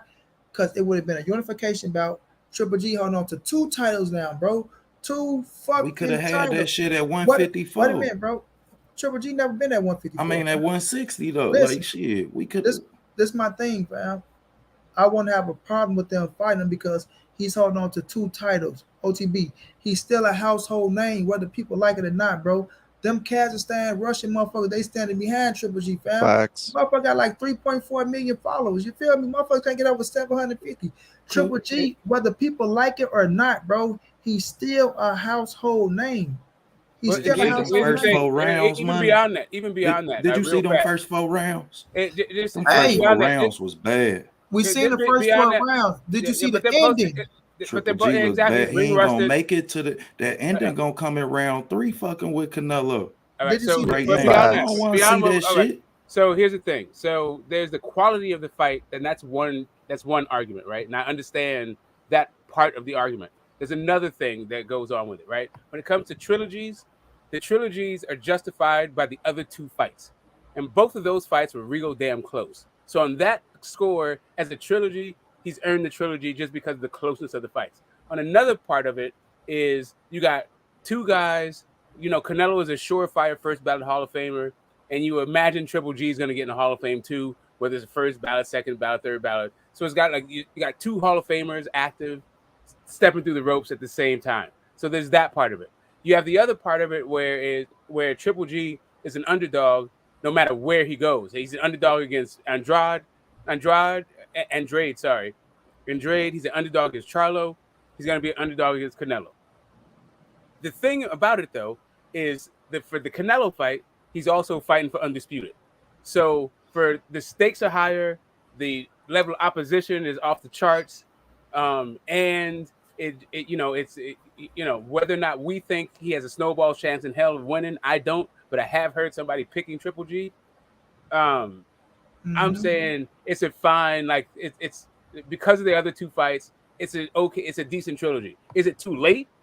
It's totally too late for Triple G to have a real, an honest shot, in my opinion. But I figure, like, to just to bolster what Moni is saying, the position, the guy's in the position. It's a lifetime achievement award. Right. And like there is nobody who is on the level of a Triple G. It's not Bivol, it's not Better Beef, it's not Charlo, it's not Benavidez, it's not Andrade. It's really Triple G. He's the only guy that you can say, yeah, that guy's put in Hall of Fame work. And not only that, though, Smoke, right? Even with him going to fight, and Key, I don't give a damn you too much. You mean what you said. You can mean what you say all day. It ain't gonna change the direction of what the fuck going on. Now, what's going down is even with Canelo going to fight Triple G, right? And people saying, oh, well, he got people right there he can defend his titles against, this, that, and third. These motherfuckers ain't doing shit with their goddamn self. You feel me? To the point to where, okay, Canelo fighting Triple G is still better than Jamal Charlo fighting a fucking Saluki. It's still better than David Benavidez going to fight David Lemieux. Magic it's still Sucky. better than Demetrius Andrade going to fight Zach Parker. You see what I'm saying? Can't So argue that. And people gonna try to say, well, Canelo, he have the power to pick who he want to fight. He can do this. He can. Well, if these motherfuckers say they want to fight each other, right? They can make this shit happen. At the end of the day, fam, they still can make it happen. So that's my only thing. Hold these motherfuckers' feet to the fire and force their ass to fight each other or go fight the next best thing. They try to come to me and say, well, Charlo tried to fight Canelo, it didn't happen. He tried to fight Jaime McGill, it didn't happen. Well, the Jaime McGill shit, as soon as they had one mishap, that motherfucker shot clean to Saluki. He ain't try to wait it out and say, hold on, let me try to talk this shit and see what's going on, this, that, and the third. One mishap and bam, he going to fight motherfucking Saluki. You feel me? So it still ain't no excuse, right? It still ain't no excuse, bro. So I ain't giving no passes. Now, like I say, a lot of people ain't gonna like the Triple G fight. I don't blame you. If you don't want to watch it, you don't have to watch it. If you don't want to pay your money, which a lot of people, like I say, ain't paying no money no goddamn way. Every motherfucker got these streaming sites going on, things of that nature. So you motherfuckers shouldn't even be complaining about shit. So when the situation happening, right? It's not like Canelo fit to go fight this motherfucker Triple G and bam, he done for. You feel me? This motherfucker still got about 6 more years in the game, fam. 6 more.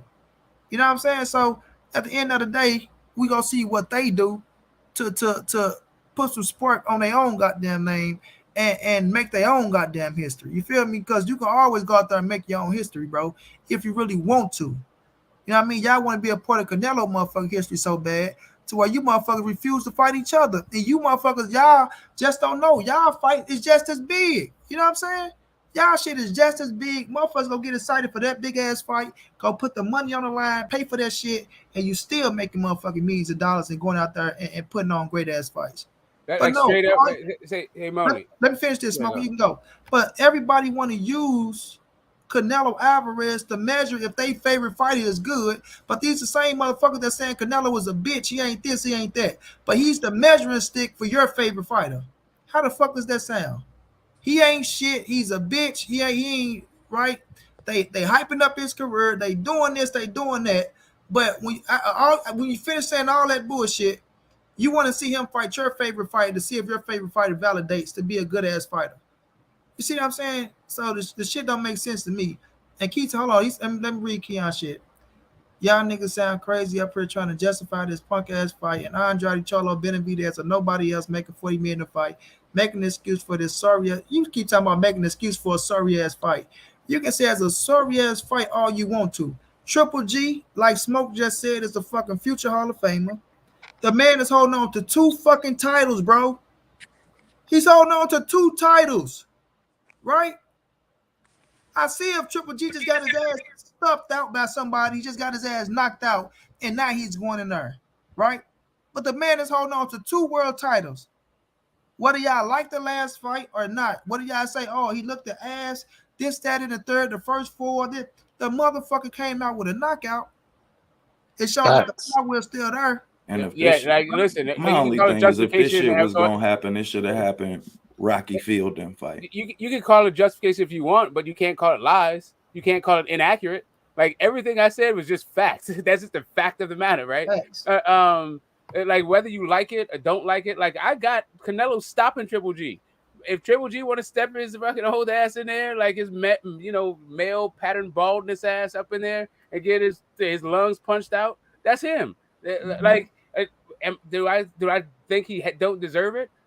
No, I don't think he doesn't deserve it. Like, sure, he's done what he's done in his career to deserve this fight. What I would like to see, like as a boxing fan, is more clarity at 160. So what I would prefer is Triple G stay at 160 and fight those guys or relinquish the belts, right? Like whatever. The other champions, don't just stop at Murata. Don't just stop at unifying against the weakest link. Keep going, right? That's me as a boxing purist. But I'm not the one taking punches. And at the end of the day, it's his career, not mine. I'm just saying the objective facts of the matter. Like when you get a chance to see 2 Hall of Famers step into the ring and fight, as a boxing fan, you should watch that shit, regardless of who you know, even if you know who's gonna win and all that shit. Like I remember Marquez versus Mayweather. I never thought Marquez had a chance in fucking hell. I never thought Pacquiao had a chance in hell. But it's 2 Hall of Famers watching. Facts, Smoke. So when they can say what they want to say, you talking about who gives a fuck about them 2 titles. That's why you niggas be slipping it. It ain't really the titles for me, man. It's the fact that, like, okay, if we was going, even if it was Charlo, I would feel the same way as I do that it's Triple G, because Triple G and Charlo was supposed to happen when he first got to 160. Y'all keep saying when it's supposed to happen, bro. Like that shit was supposed to be happening. I don't want to see that shit now. If I'm gonna watch, you don't want to see it. You're saying, oh, it was supposed to happen then. It was supposed to happen this, right? If Charlo was to get a fucking Triple G fight, and the only person was to beat fucking Triple G is Canelo Alvarez, and Triple G is holding on to 2 fucking world titles, and you got a unification bout with 3 fucking world titles on the line, bro.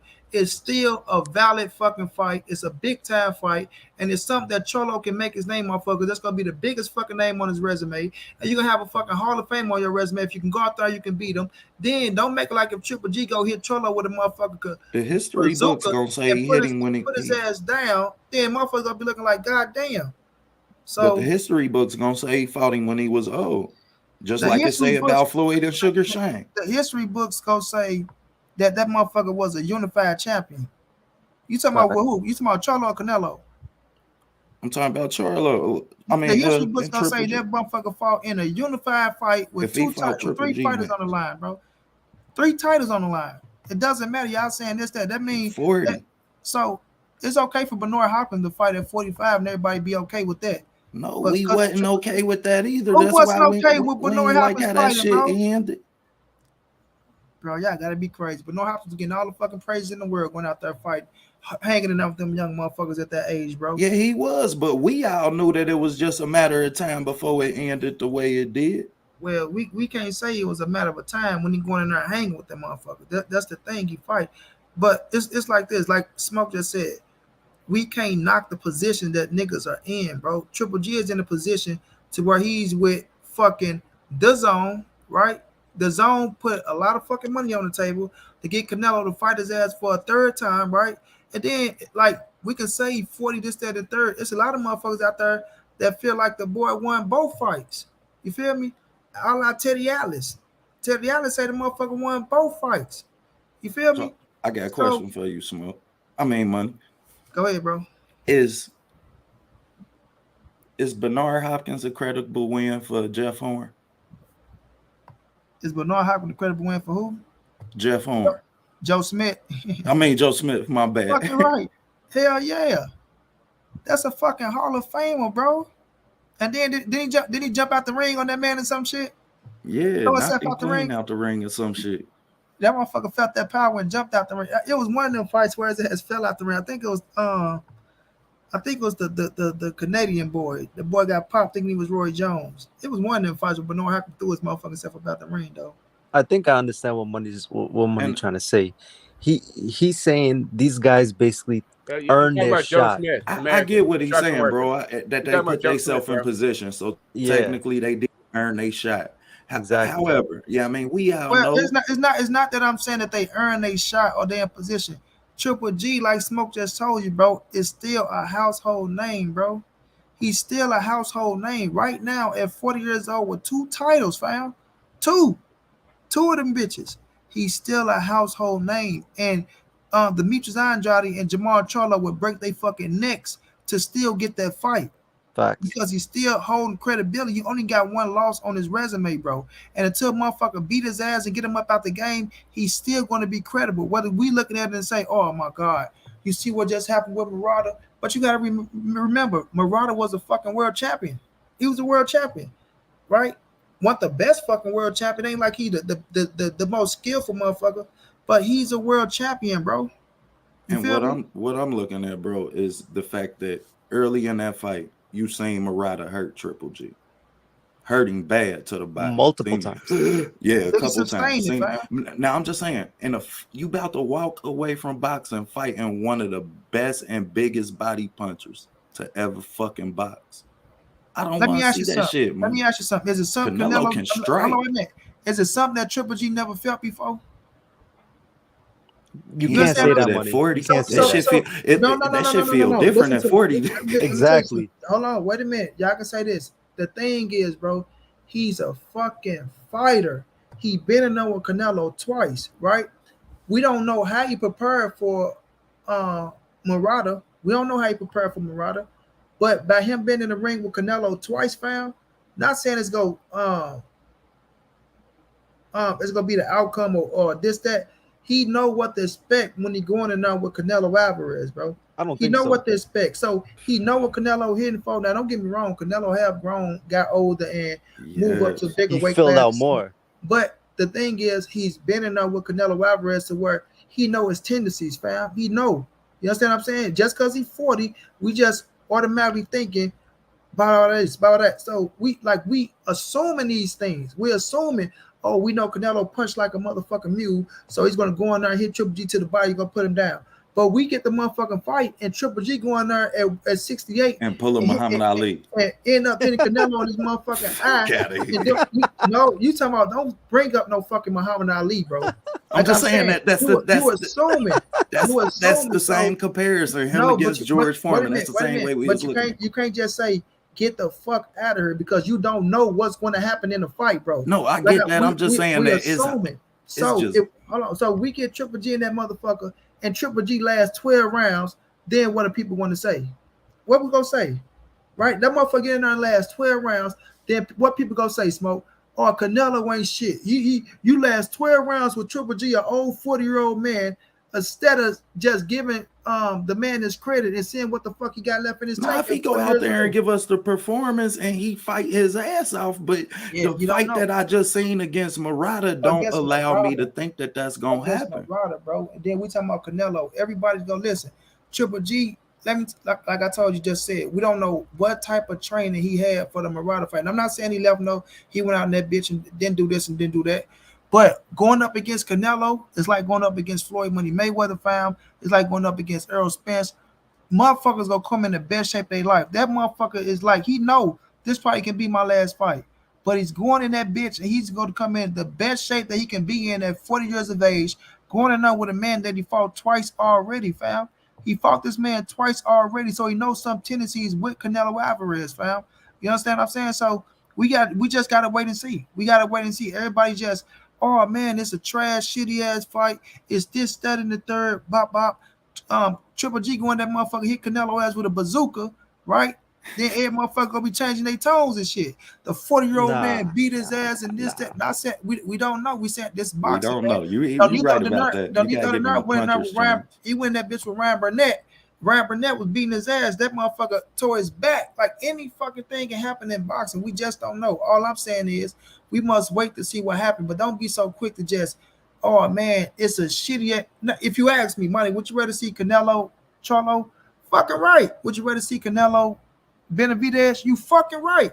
But I'm not finna just shit all over the Triple G fight like it's just, oh my God, you know, this is just the worst thing I ever seen in my fucking life. Bro, I ain't finna just shit on that shit like that. I'ma wait. Let's see what Triple G got left, right? And let's see if he go out there and can get Canelo as a run for his money or see what's cracking. So we'll see. But I'm not finna just shit all over the fight and just, oh man, this is just so goddamn terrible. And Canelo still got to get past Bivol. Money, I don't think anybody's really shitting on the fight. I think what everybody's going at is the fact that it's kind of predictable. A lot of motherfuckers shitting on the fight. They shitting on the fight. Nah, I'm not shitting on the fight. I'm just thinking that. No, not you, bro. Not you. It's a lot of motherfuckers that shitting on the fight, though. Trust me when I tell you. I'm just thinking it's a little predictable because of the fact that, forget the Murata fight, the man is 40-something years old. When he fought Canelo wasn't even filled out all the way. Now the man is hitting like a beast. I understand what you're talking about training and shit, but I don't care what training you're doing. When that man hits you to the body, to your 40-something-year-old body, bro, it ain't no Murata shot. I don't care what training you do. You don't know how he's going to absorb the punches. You assuming it once again. You saying it's inevitable, like you just know what's going to happen. You don't know what's going to happen. You don't know. He's going to 68. He's putting on more pounds. He can go up and put on muscle. We don't know.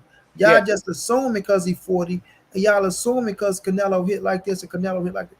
We don't know how Triple G absorb shit, bro. I don't think the odds are going to be like wider than Buster Douglas versus Tyson or Kambosos versus T.O. or Foreman versus Ali or, you know, whatever. Like, you got to – I'm going to be picking Canelo by stoppage if this fight happens, right? And if you don't want to see it for whatever reason – that's cool. Like nobody's putting your head, a gun to your head for fights. All these niggas go watch it smoke. Every nigga that's talking shit gonna be right glued to the TV some way somehow watching that guy. Right, and I'm sure they're gonna be mad if the fights happen the whole time because that's how boxing is. They like every prediction they have is gonna be mad as fuck about how this fight shouldn't be happening while they watch the fight. But that's a different subject for another day, right? Let's and actually closer to the fight. Now that Triple G's held up his end of the so-called agreement. But I think no matter what happens in the Bivol fight, I'm going so far to say even if we saw Bivol rearrange Canelo face same way we saw Lubin in the Fondura fight, Canelo still stopping Triple G. That don't it don't matter, bro. Like he's still gonna be undisputed 168, and he's still gonna successfully defend those titles against Triple G by stoppage. Facts.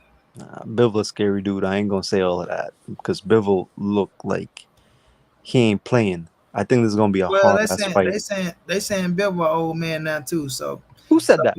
Man, there's a lot of people. So Canelo going there and beat Bivol. They gonna say they gonna say Bivol out. Then when I show people that Canelo tried to make the fight happen with Dimitri Bivol, they say it's fake. Oh, Canelo just saying that he didn't try to make the fight happen with Bivol. Like man, y'all better put some respect on Canelo's name, man.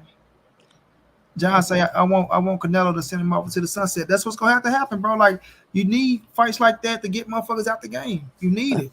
You know what I'm saying? I don't want to see that shit, man. That's fucked up. This man can fight somebody in his hometown after the war and walk away with his roses, man. Oh God. Hold on, what somebody say, bro? I don't want to put that man in a wheelchair. Man, he ain't fit put him in no wheelchair, man. Y'all better put a little bit more respect on Triple G name. Triple G ain't no, like I say, he been doing this shit his whole life, man. That's what he does for a living. Murata hadn't fought in 3 years. For real? Champion. and he just He's a hurt that champion. man. And He's throwing punches, bro. repeatedly to the He's body, throwing like 3 punches. times, bro. It took Triple G the first 4 rounds. Let me to ask you deal with something. Did he ever drop him? Nah, he ain't dropping. All right. So y'all keep saying, "Oh, Murata was fighting a man. He repeatedly hurt him to the body. He had to absorb that shit. And what happened? Don't just talk about him getting hurt to the body. Or what's the end result, fam?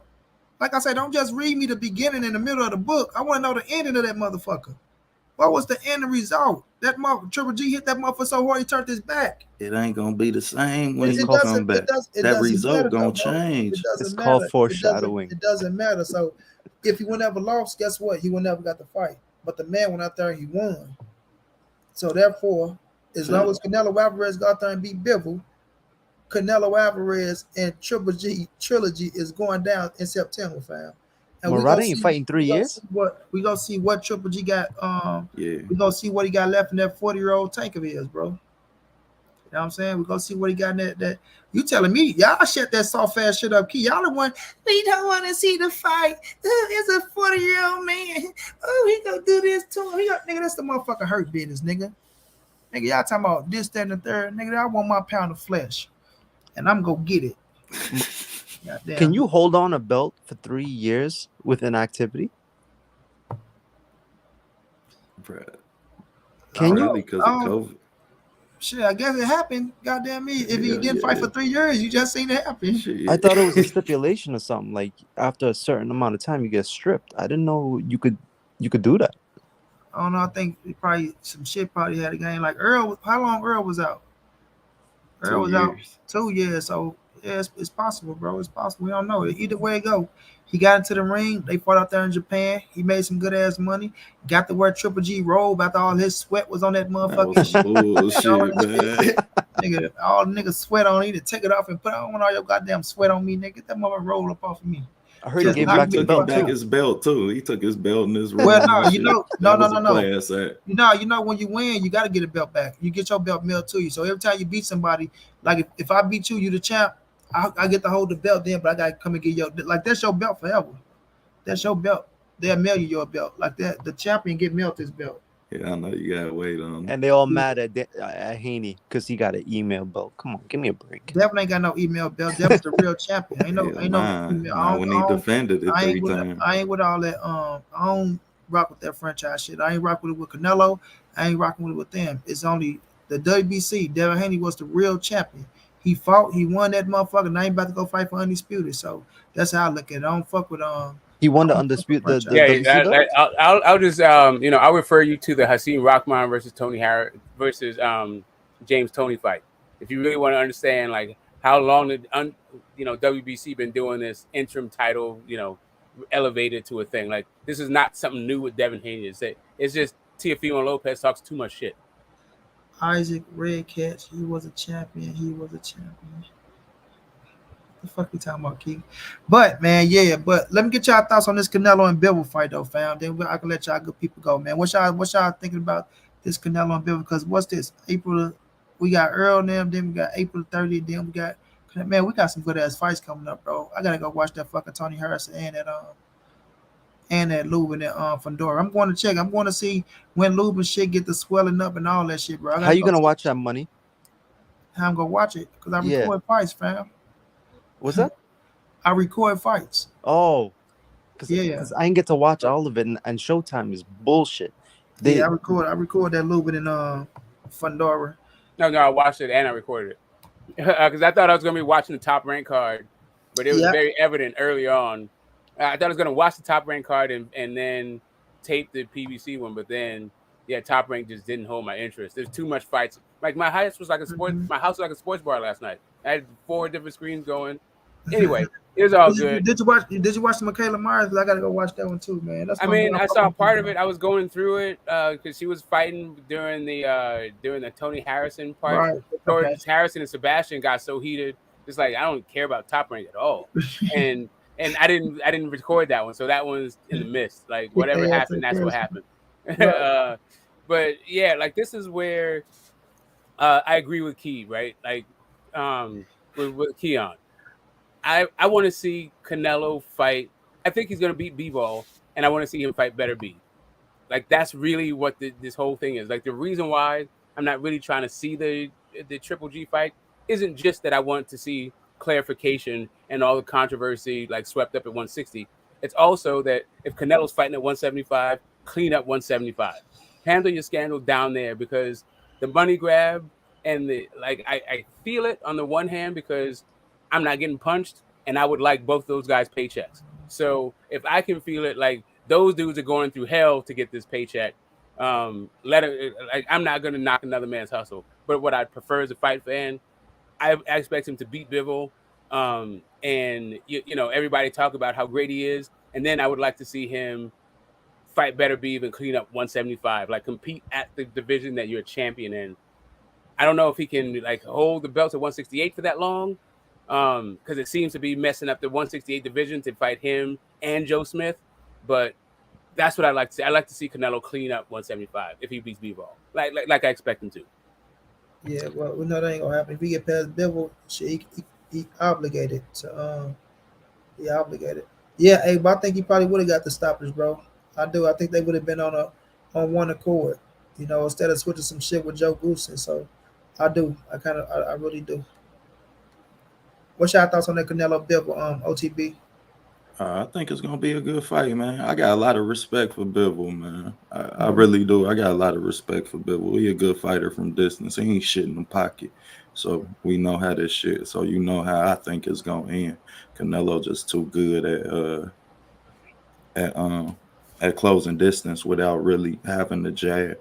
So I think that's gonna be the difference. I think that Bivol gonna have to fight his ass off from distance, and it's gonna maintain. It's just a matter of time before Canelo catches rhythm because Bivol only fight at one speed, and that's gonna be easy for Canelo to time. But I got Canelo in the fight, but I think Bivol gonna impress us, and I think he gonna become a champion again later.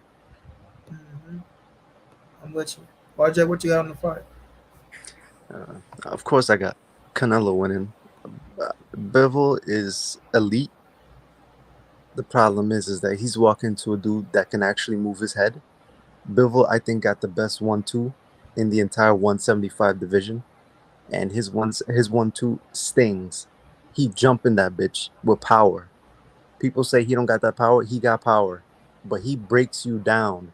The problem is, like you said, he got one speed, and that's the issue. Canelo's gonna adapt to him, probably in 2-3 rounds, and it's just gonna be downhill from there. Canelo gonna break that man body down, and that's the end of that. Yeah, I like to fight myself, bro. I'm like OTB. Like I'm very big on Bivol, bro. I am. I like him, bro. I like him a lot. I feel like his skill set. He got a good ass skill set on him. Um, I really like him because uh, he wanted to come to the game and face Andre Ward. Like that was his big fight. He wanted Ward. That's the fight he wanted bad as fuck, bro. He wanted Ward bad as fuck. You feel me? And Ward, when Ward sat down and did the interview with him, I think the people knew that shit. You know what I mean? They knew Bivol was coming into the game and shit. Ward was sizing his ass up at the same time. And Bivol let him know, like, yeah, I was coming for you, motherfucker. Like, you know what I'm saying? But, it never took place. But, he's in the game now. He's been a champion since 2017. Not every fight gonna look as impressive, right? So a lot of people look at his last couple of fights and they ain't too impressive to where it just blow you out the water. But nonetheless, he won them motherfuckers, right? Found a way to win it, found a way to stay the world champion. Now Yep. he's in position to face Canelo Alvarez, and he got all the confidence in the world. He's not one of them dudes to me that get caught up in the spotlight and shit like that. And then I like his attitude, like he said. Y'all motherfuckers act like this motherfucker got enough power to beat a super heavyweight. He say, shit, he got a loss and a draw on his record. So, it's funny to me when motherfuckers talk about Canelo as if, he's unbeatable. So, he got the right attitude going into the fight. Doesn't mean you fit to win that motherfucker. But right, he got the right attitude going into the fight, and he got a skill set that Canelo gonna have to respect, and you gonna have to work for that bitch. Now I do got Canelo pulling that motherfucker out, right? Stretching down the line, like my man OTB said, I think the inside game and the body shots, go be the key, but early on, Canelo will go have to figure out how to get in on Bivol. He gonna try to keep it from the outside. He say he was looking at the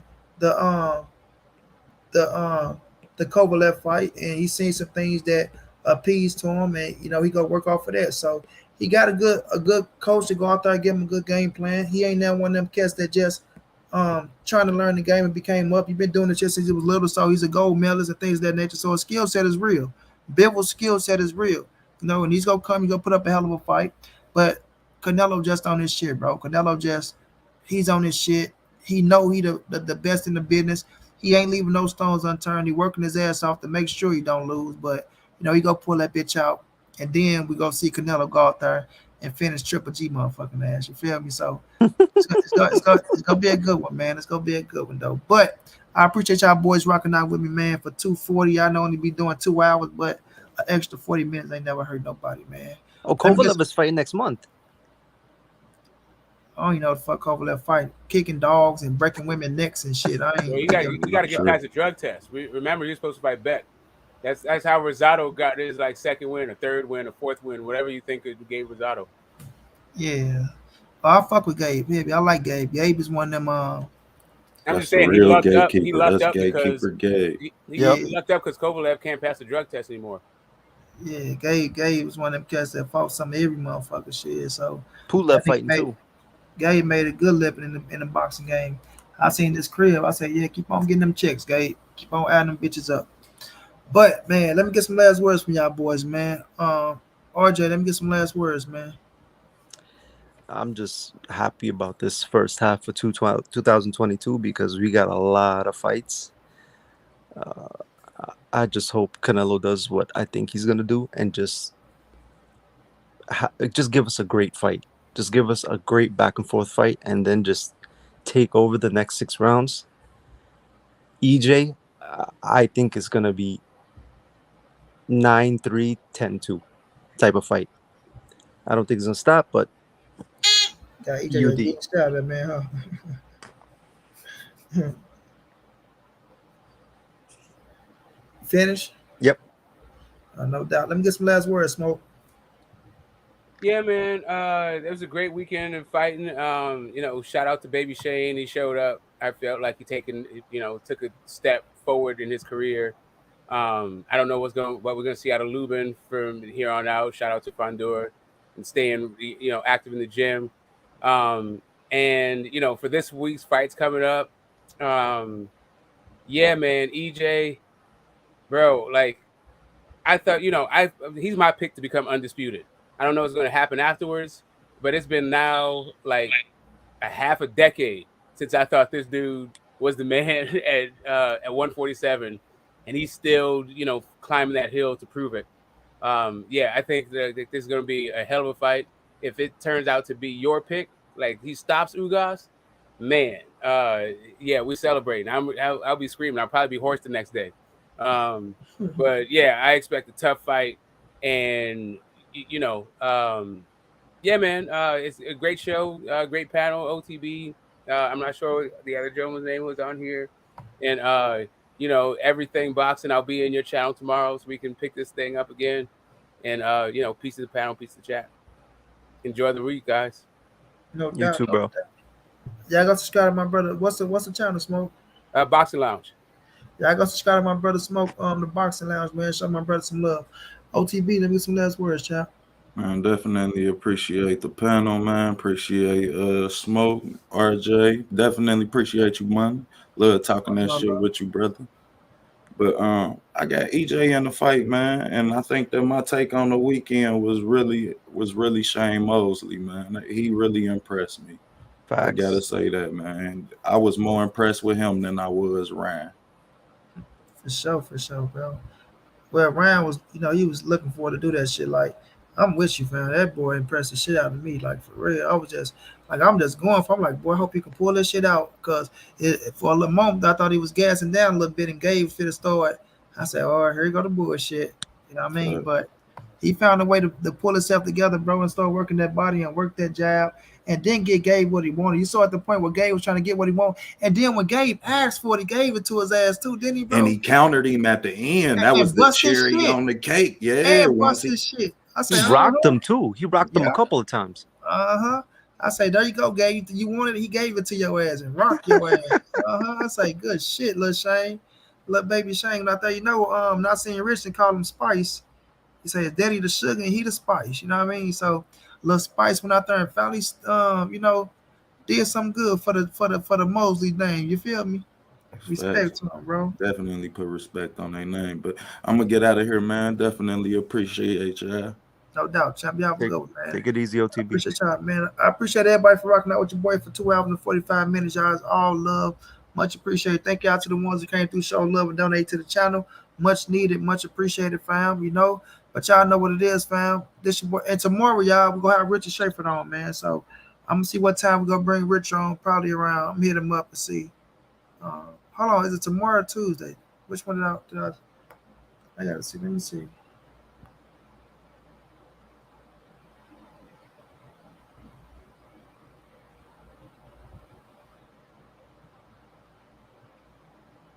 Tuesday. Sorry, y'all. It's Tuesday. I'm forgetting when I got the goddamn interview on Tuesday. I hit him with the time tomorrow. So it's all love, man. Y'all come through. We go talk about Richard, talk about some things he got coming up. And we just gonna get down like that, man. But I appreciate y'all. Y'all know what it is. This your boy Money. It's the NSBC moving. Everybody safe in these streets. Hit them thumbs up. Subscribe to the channel. You want to donate? OG Money on Cash App. TreyHampton52 at gmail.com on PayPal. If not, just tell a friend. Hit that subscribe button. Like, comment, share the videos. And y'all know how your boy get down, man. Big dog status, family.